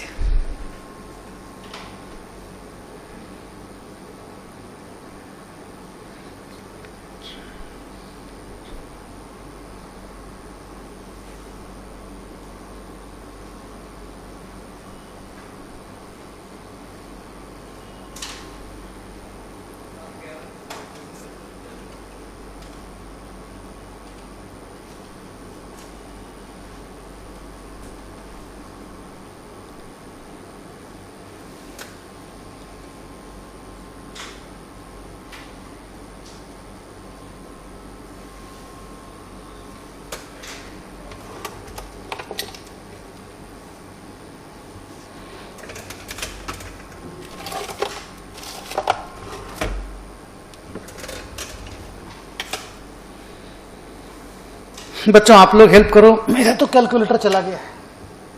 हाँ मिल गया। पहला साल कितना है? अरे 8064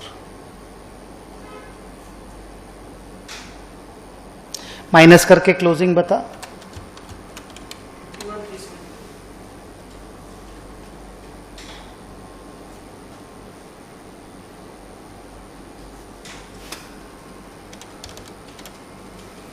5651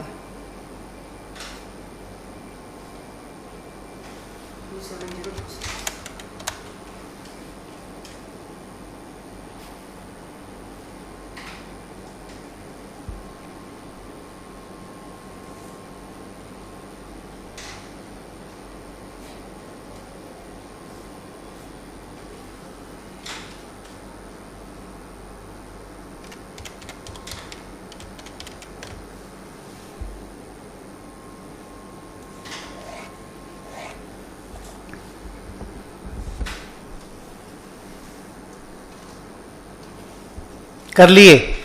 अब जरा सोच के देखिए क्या ये 30,000 रुपया हम पेमेंट कर रहे हैं? नहीं ना। तो ये जो धीरे धीरे मेरे को फिनेंशियल लायबिलिटी को कम करते जाना है, जैसे जैसे टाइम गुजरता जाएगा धीरे धीरे मेरा लायबिलिटी कम होता जाएगा, वो पेमेंट करता जा रहा है, मेरे ऊपर से प्रेशर कम होता जा रहा है। तो पहली बार में तो मैंने लिख दिया 73,000 का प्रेशर है मेरे ऊपर, पीवी निकाल के 73, प्रेशर इज द लायबिलिटी। तो मैंने मेजर किया उसका फेयर वैल्यू 73,000 में, मैंने मेजर 73 में मेजर किया, एक साल बाद इट बिकम्स 51,375। लेकिन ना तो ये इंटरेस्ट का पेमेंट है, ना ये बेनिफिट का मेरे को पेमेंट है। आप समझ रहे हो बात को? तो हमको क्या करना पड़ेगा, 73 माइनस 51, ये दोनों गोज टू P&L। ये कोई टू बैंक नहीं हो रहा है। जैसे इंटरेस्ट तो पीएल में जाता ही, हमेशा ही जाता था, यहां पे पेमेंट होके कैश फ्लो अफेक्टेड होता था, तो कैश फ्लो तो अफेक्टेड होगा नहीं, तो ये दोनों ही पीएल में जाएगा, पर मिला के नहीं, नेट करके। आप ये समझ लो 73 माइनस 51,375,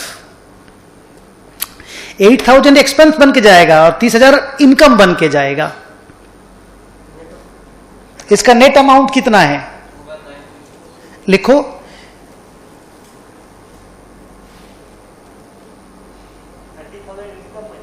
हाँ माने नेट में इनकम बन जाएगा, फिनेंशियल लायबिलिटी का अमाउंट कम हो जा रहा है ना। Now we can see that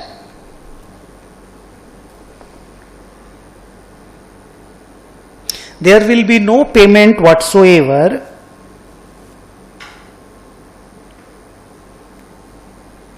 and it is only the benefit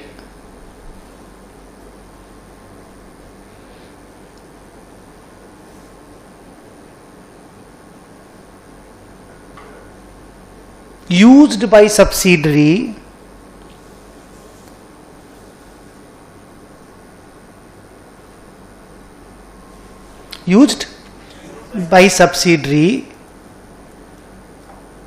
we can say that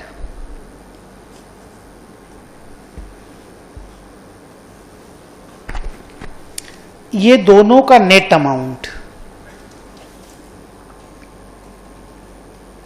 30,000 minus 8064 या फिर इन दोनों का नेट अमाउंट, दोनों सेम आएगा।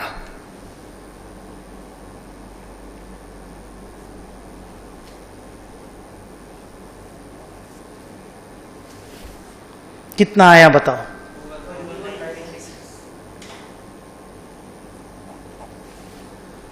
21936 will go to P&L.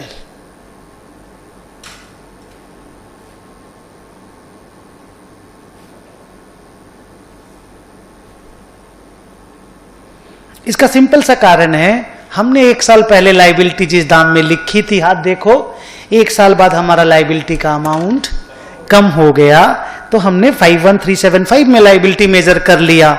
अब लायबिलिटी को तो हर साल फेयर वैल्यू पे मेजर करना पड़ेगा, तो हम मेजर करके पहुंचा दिए लायबिलिटी को 51,375। तो लायबिलिटी के कम होने की वजह से जो डिफरेंस आया वो पीएल में ट्रांसफर कर दिए।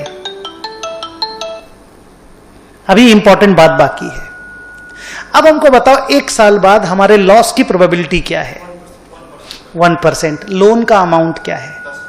10 लाख। 10 लाख का 1% कितना होता है? 10,000।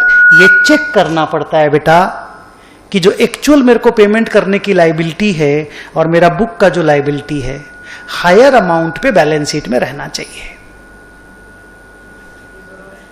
बोल रहे हैं एक साल बाद बुक्स में तो 51,375 का लायबिलिटी है और एक्चुअल में पेमेंट करने का हमको क्या प्रोबेबिलिटी है कि हमको कितना परसेंट प्रोबेबिलिटी है कि हमको पे करना पड़ेगा? 1%। तो 1% के हिसाब से हम उसका फेयर वैल्यू कितना मेजर कर रहे हैं? 10,000 रुपया। तो 10,000 रुपया और 51,000 विच एवर इज हायर पे बैलेंस शीट में अमाउंट रखना पड़ता है। प्रोबेबिलिटी 1% है ना, तो फिर प्रोबेबिलिटी देना तो पड़ेगा ही नहीं रे बाबा, देना पड़ेगा ही नहीं। अगर देना पड़ेगा 10 लाख देना पड़ेगा, लेकिन प्रोबेबिलिटी नहीं है देने का, तो जबरदस्ती 10 लाख का लायबिलिटी थोड़ी बोल देंगे। 10 लाख का लायबिलिटी तो सब्सिडरी अपने बुक्स में लिख के ही रखा है लोन का, ये भी थोड़ी 10 लाख लिख देगा। लिखो विल गो टू P&L लिख दिए। हाउएवर कंटिन्यूटी में हाउएवर ये सेम चीज है। However at the end of year 1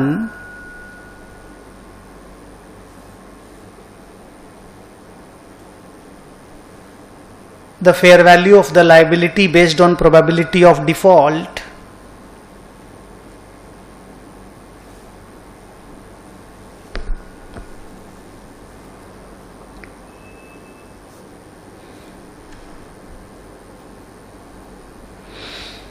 bracket में लिखो expected credit loss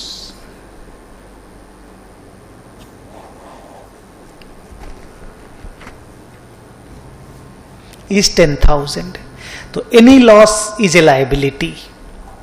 loss debit होता है, लाइबिलिटी क्रेडिट होता है. तो हमको इतना ही लॉस लग रहा है कि होगा. शुरू में तो बिल्कुल ही नहीं लग रहा था. हम 73 में रिकॉर्ड करना चालू किए. एक साल बाद 1% की प्रोबेबिलिटी का डाटा आना चालू हुआ कि 1% डिफॉल्ट हो भी सकता है. सब्सिडरी की हालत थोड़ी खराब हो रही होगी. तो अब मेरा जो लायबिलिटी लग रहा है वो 10,000 का लग रहा है, पर मेरे बैलेंस शीट में है 51,000. तो बैलेंस शीट वाला रहने दो. नहीं, ये तो बेनिफिट को बेस करके बनाया गया है कि हमने कितना बेनिफिट दिया है. ये प्रोबेबिलिटी को बेस करके बनाया गया है. लिखो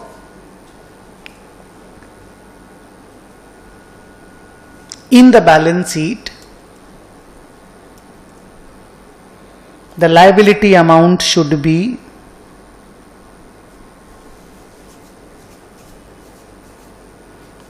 higher of लिखो, higher of दोनों अमाउंट बताओ. 51,375 and 10,000. That is 51,375. क्लियर हुआ. और हम लोग भी 51,375 पे मेजर किए हैं. हम लोगों ने भी 21936 PL में भेजा है. लिखो सो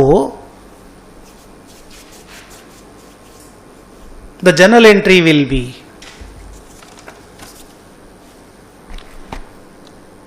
लाइबिलिटी का नाम क्या दिए थे? Financial guarantee liability account debit to P&L 21936.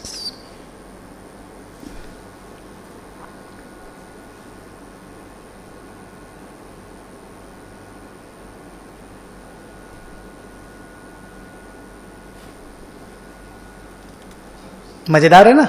हम लोगों ने इस तरह का सिचुएशन कभी सॉल्व नहीं किया. इंस्टीट्यूट ने भी नया ही डाला है. नाउ लाइबिलिटी का 21936 PL में डाल दिए. अब बैलेंस शीट में लाइबिलिटी एक साल बाद कितनी है देख के बताओ. 51,375. इसी अमाउंट पे है लाइबिलिटी. अब एक साल बाद जाने बोल रहा है वो. लिखो डेट बताओ क्या है. 31st. अब 13 हो जाएगा शायद. 31 मार्च 2013. X3 लिख दो ना.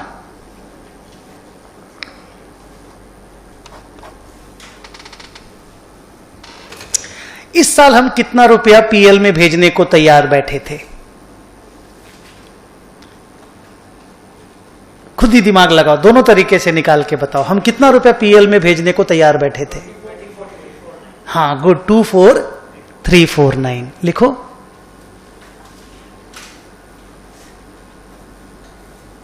Normally we need to transfer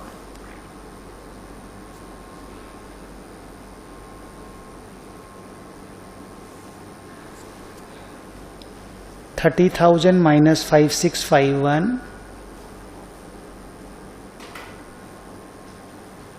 और 51,375 माइनस 27026. पहला वाला ही बेटर है, लेकिन कितना आया? That is 24,349 to P&L. यही हम लोग करते PL में ट्रांसफर. अब अगर हम इतना PL में ट्रांसफर कर देते हैं, सबको रेडी, तो मेरा बैलेंस शीट का लायबिलिटी कितना हो जाता है? 27,036. और एक्सपेक्टेड क्रेडिट लॉस कितना है मेरा सेकेंड ईयर एंड में? 30,000. अब क्या हो रहा है? हमारा बैलेंस शीट लोअर अमाउंट पे चला जा रहा है, जबकि मेरे को लॉस ज्यादा होने का प्रोबेबिलिटी है. समझ गए? लिखो the expected credit loss is equal to 10 lakh into 3%, that is 30,000.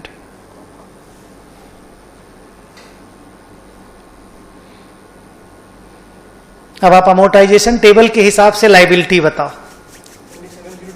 27026. और एक्सपेक्टेड क्रेडिट लॉस के हिसाब से लाइबिलिटी बताओ. लिखो our liability in the book should be higher of the two.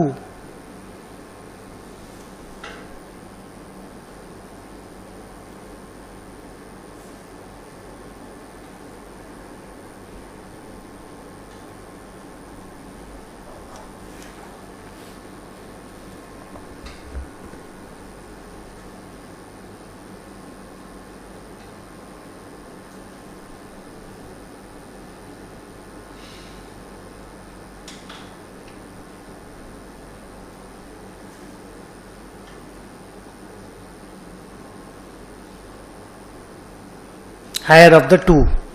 कौन है दोनों में हायर? तो अब बताओ, हम लोग जितना रुपया पीएल में ट्रांसफर कर रहे थे वो करेक्ट था क्या? थोड़ा ज्यादा ट्रांसफर कर दे रहे थे ना पीएल में हम लोग। जल्दी, अगर इसको 30,000 बनाना होगा तो हम लोग को ओनली 21,000 के आसपास ट्रांसफर करना पड़ेगा। 24 हम लोग कर दे रहे थे ना, कितना? 24,349। So our amount to be transfer to higher में 30,000 लिख देते ना, 30,000 लिख देते ना, याला कॉपी में है ना, याला ये लाइबिलिटी होना चाहिए, ये नहीं होना चाहिए। तो इतना लाइबिलिटी बनाने के लिए पीएल में कितना ट्रांसफर करना पड़ेगा, लिखो। So the amount to be transferred to P and L is equal to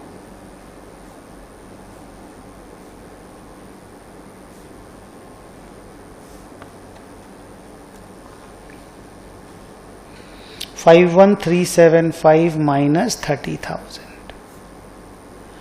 21,375 आया, सॉरी।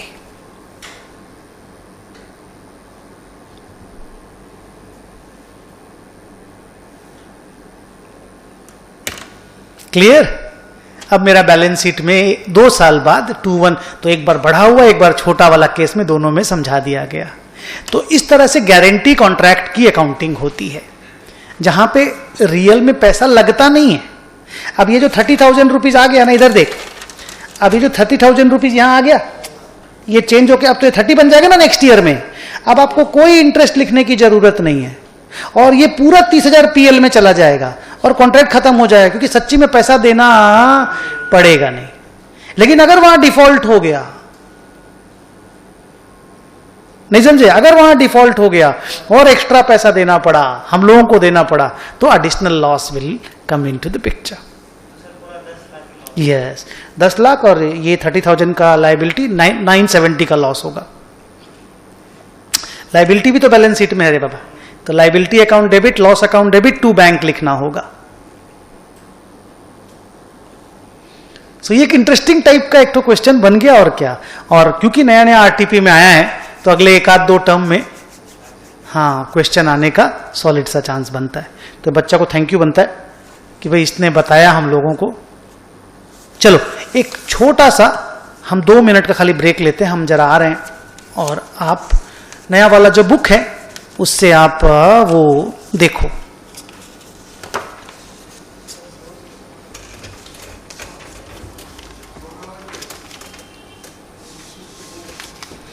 ये लास्ट बुक है, हाँ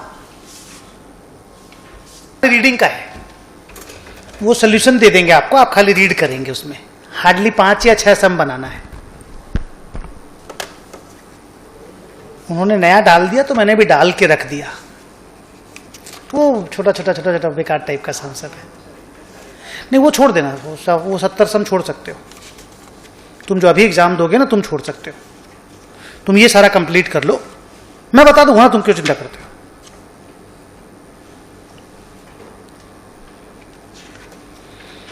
तो अब कौन सा बचा हम लोगों का? बहुत कम बचा है, लेकिन आप ये मान लो कंसोलिडेशन में कोई बड़ा सम नहीं है। एडिशनल कंसोलिडेशन का तो बड़ा सम आता है ना जनरली, वैसा कुछ भी नहीं है। No new sums big are added, small small small small sums are there. जो आप चिंता मत करो, हम आपको सोल्यूशन दे देंगे, आप खाली बैठ के रीड करते रहना। वो रीड करने लायक सम है, क्लास में सॉल्व करने लायक नहीं है। चलो पहला क्वेश्चन देखते हैं। कौन सा इंडेस है? चलो देखो, इंडेस 1, प्रेजेंटेशन ऑफ फाइनेंशियल स्टेटमेंट्स। आज कितना नंबर क्लास है हमारी? 16। हाँ तो और 4 क्लास में हो जाएगा।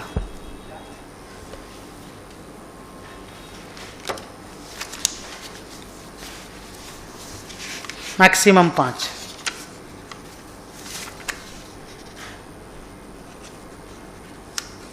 देखते हैं ना।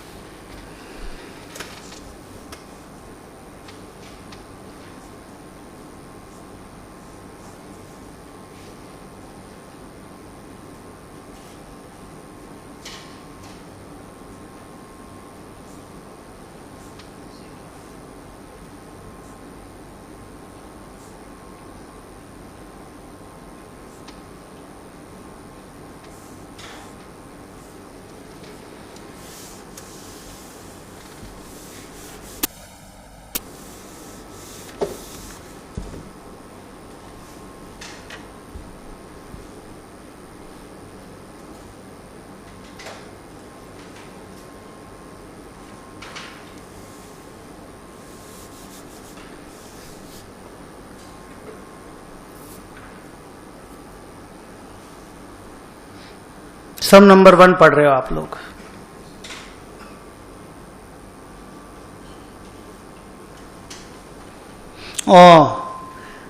ऐसा सेम सम कराया हुआ है हम लोगों का। क्या है बोलिए तो? मैनेजमेंट को ये लग रहा है कि मैं इंड एस के हिसाब से बैलेंस शीट बनाया हूं, ऑडिटर ने एक क्वालिफिकेशन डाल दिया है, तो ऑडिटर के क्वालिफिकेशन की वजह से क्या मैनेजमेंट का वो जो अनरिजर्व्ड स्टेटमेंट देना है वो गलत हो जाता है, या मैनेजमेंट अपने व्यू पे कायम रह सकता है? हाँ लिखो, yes it is acceptable for the entity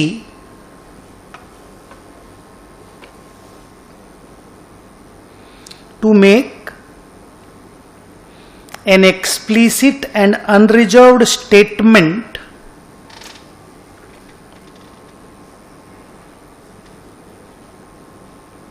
of compliance with Ind AS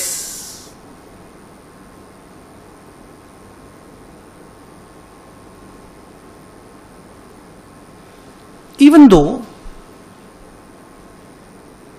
the report of the auditor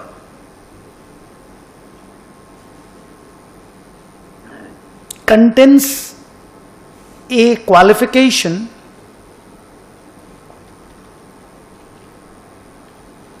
because of this agreement on the application of one disagreement on application of one accounting standard. Full stop. The auditor can always give his opinion.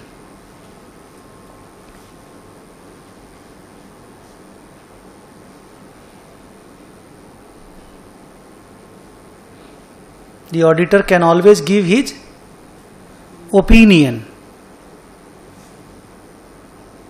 But if the management feels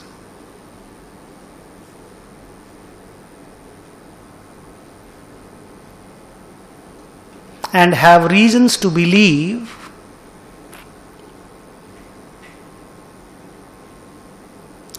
that it has complied with all the Ind AS,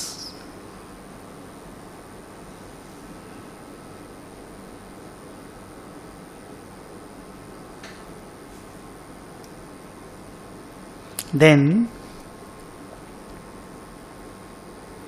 it can make that explicit and unreserved statement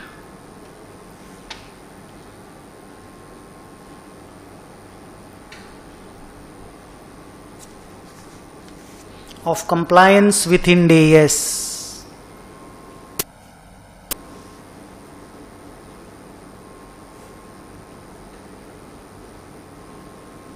Of compliance with Ind AS. Full stop.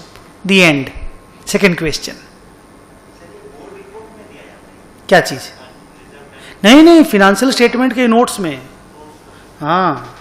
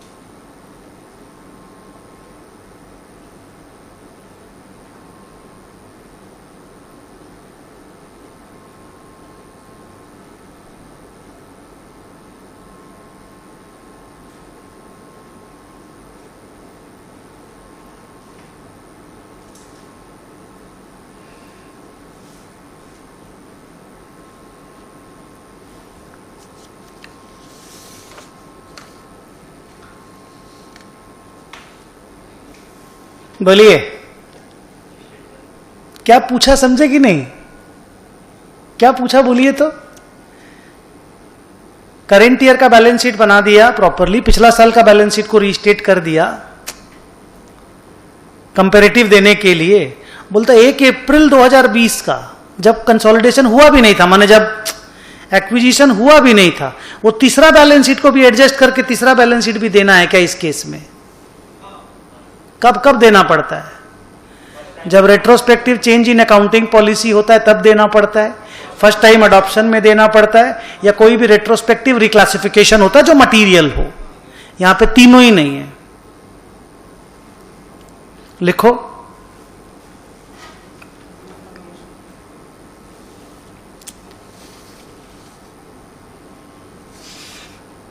a third balance sheet as at the beginning of the preceding year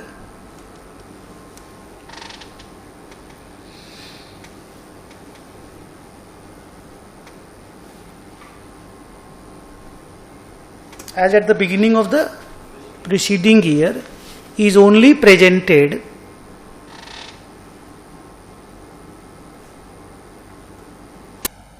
in the following 3 circumstances.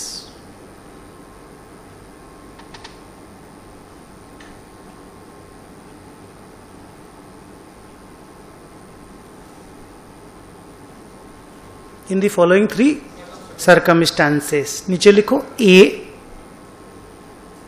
adoption of Ind AS for the first time.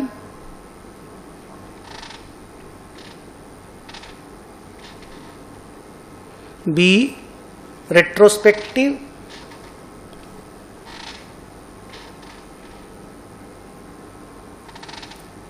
Application of change in the accounting policy.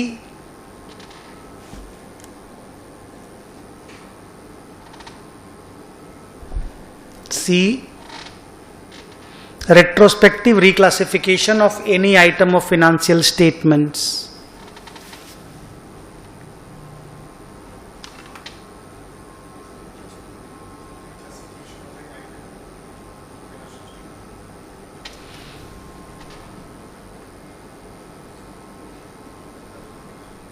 अच्छा, वो second और third वाले case में ना provided they are material भी है, हम लोग जनरली लिख देते हैं डायरेक्ट। अब नीचे लिखो, the business combination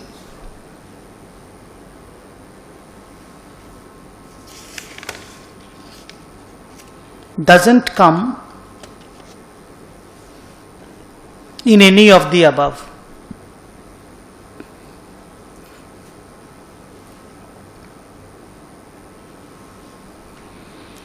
So a third balance sheet is not needed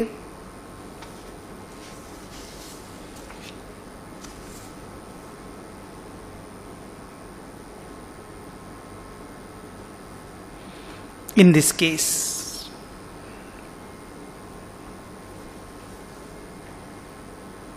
बढ़िया।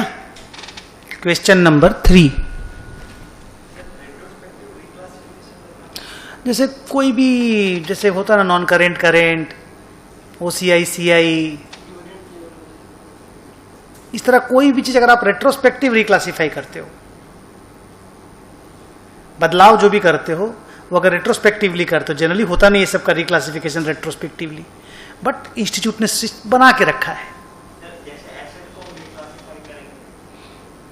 रेट्रोस्पेक्टिव रिक्लासिफिकेशन होना चाहिए, तब जाकर के 1/4/2020 का बैलेंस शीट आप बनाओगे। खाली पिछला साल में रिक्लासिफिकेशन हुआ तो नहीं करना पड़ता है। Retrospective should go beyond the preceding year.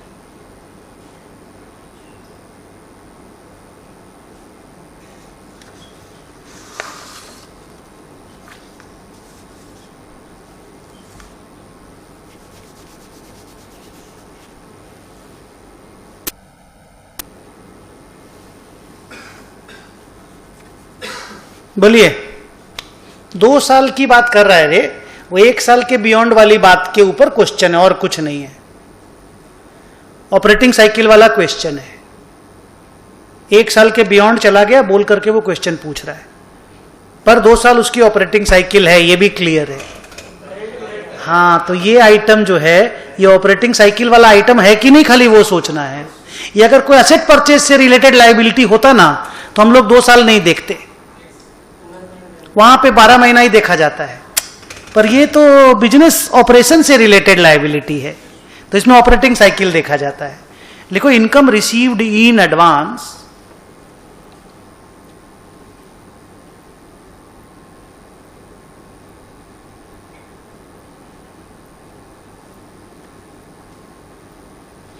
is an operation related liability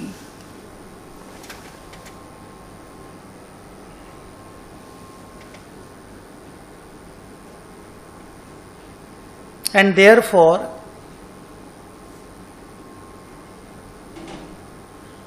the 12-month criteria is not applicable here.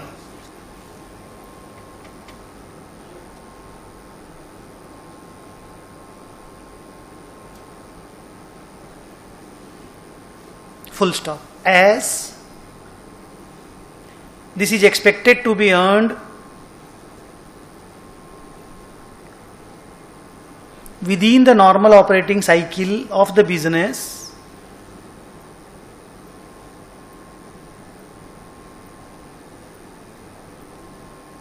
within the normal operating cycle of the business, we should classify this liability as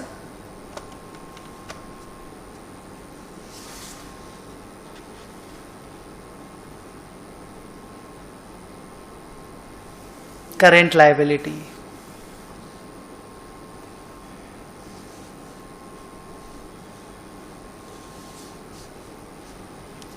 आज का last question, question number 4।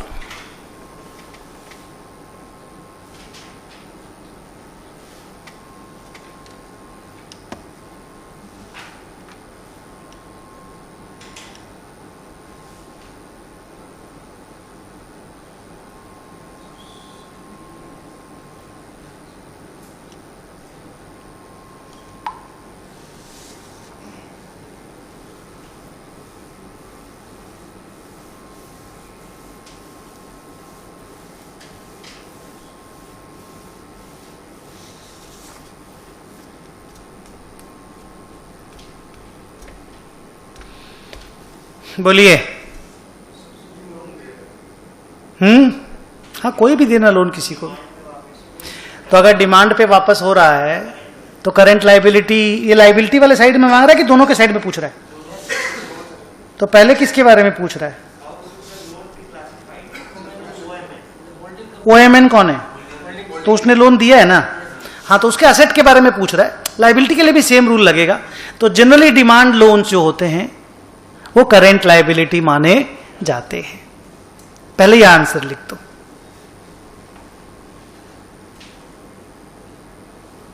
OMN Limited has provided a loan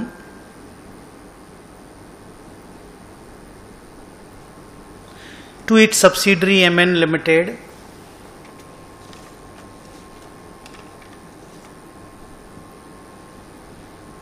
and as per the terms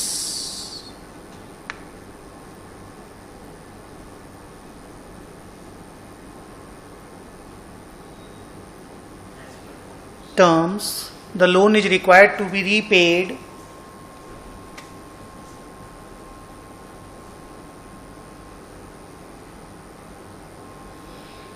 whenever demanded back.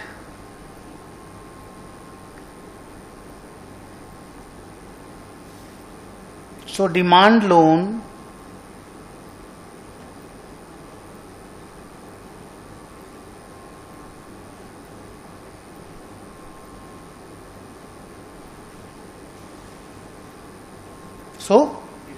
demand loan is generally a current item so current asset for OMN और current liability for MN.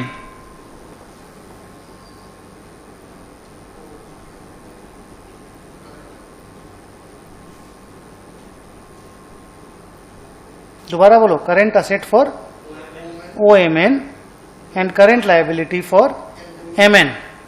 Full stop. Para change. कहानी है whenever demanded back.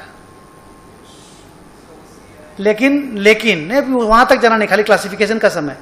It's not about financial instrument, it's about Ind AS 1 classification. अभी वहीं पे रहिए. लेकिन अगर लग रहा है कि खाली बात है whenever demanded back, tenure specified नहीं है, लेकिन एक्सपेक्टेड है कि लॉन्ग टर्म तक चलेगा, कंडीशन है डिमांडेड बैक. आप समझ रहे हो मैं क्या बोल रहा हूं? टेन्योर स्पेसिफाइड नहीं है, तब लॉन्ग टर्म मान लेना चाहिए. लेकिन हाउ ए पैरा चेंज करके, how ever if it is expected that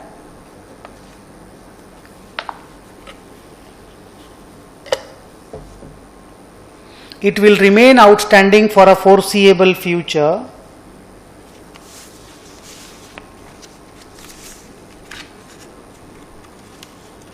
it will remain outstanding for a foreseeable future, we may classify it as non-current item.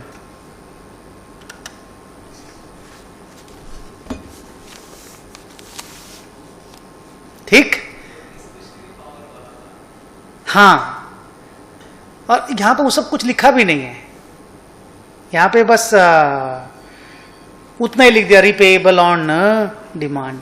पर होल्डिंग सब्सिडरी के केस में generally क्या होता है कि लोन दे देते तो वो डिमांड लोन रहता है, खाली कंडीशन में लिखा हुआ.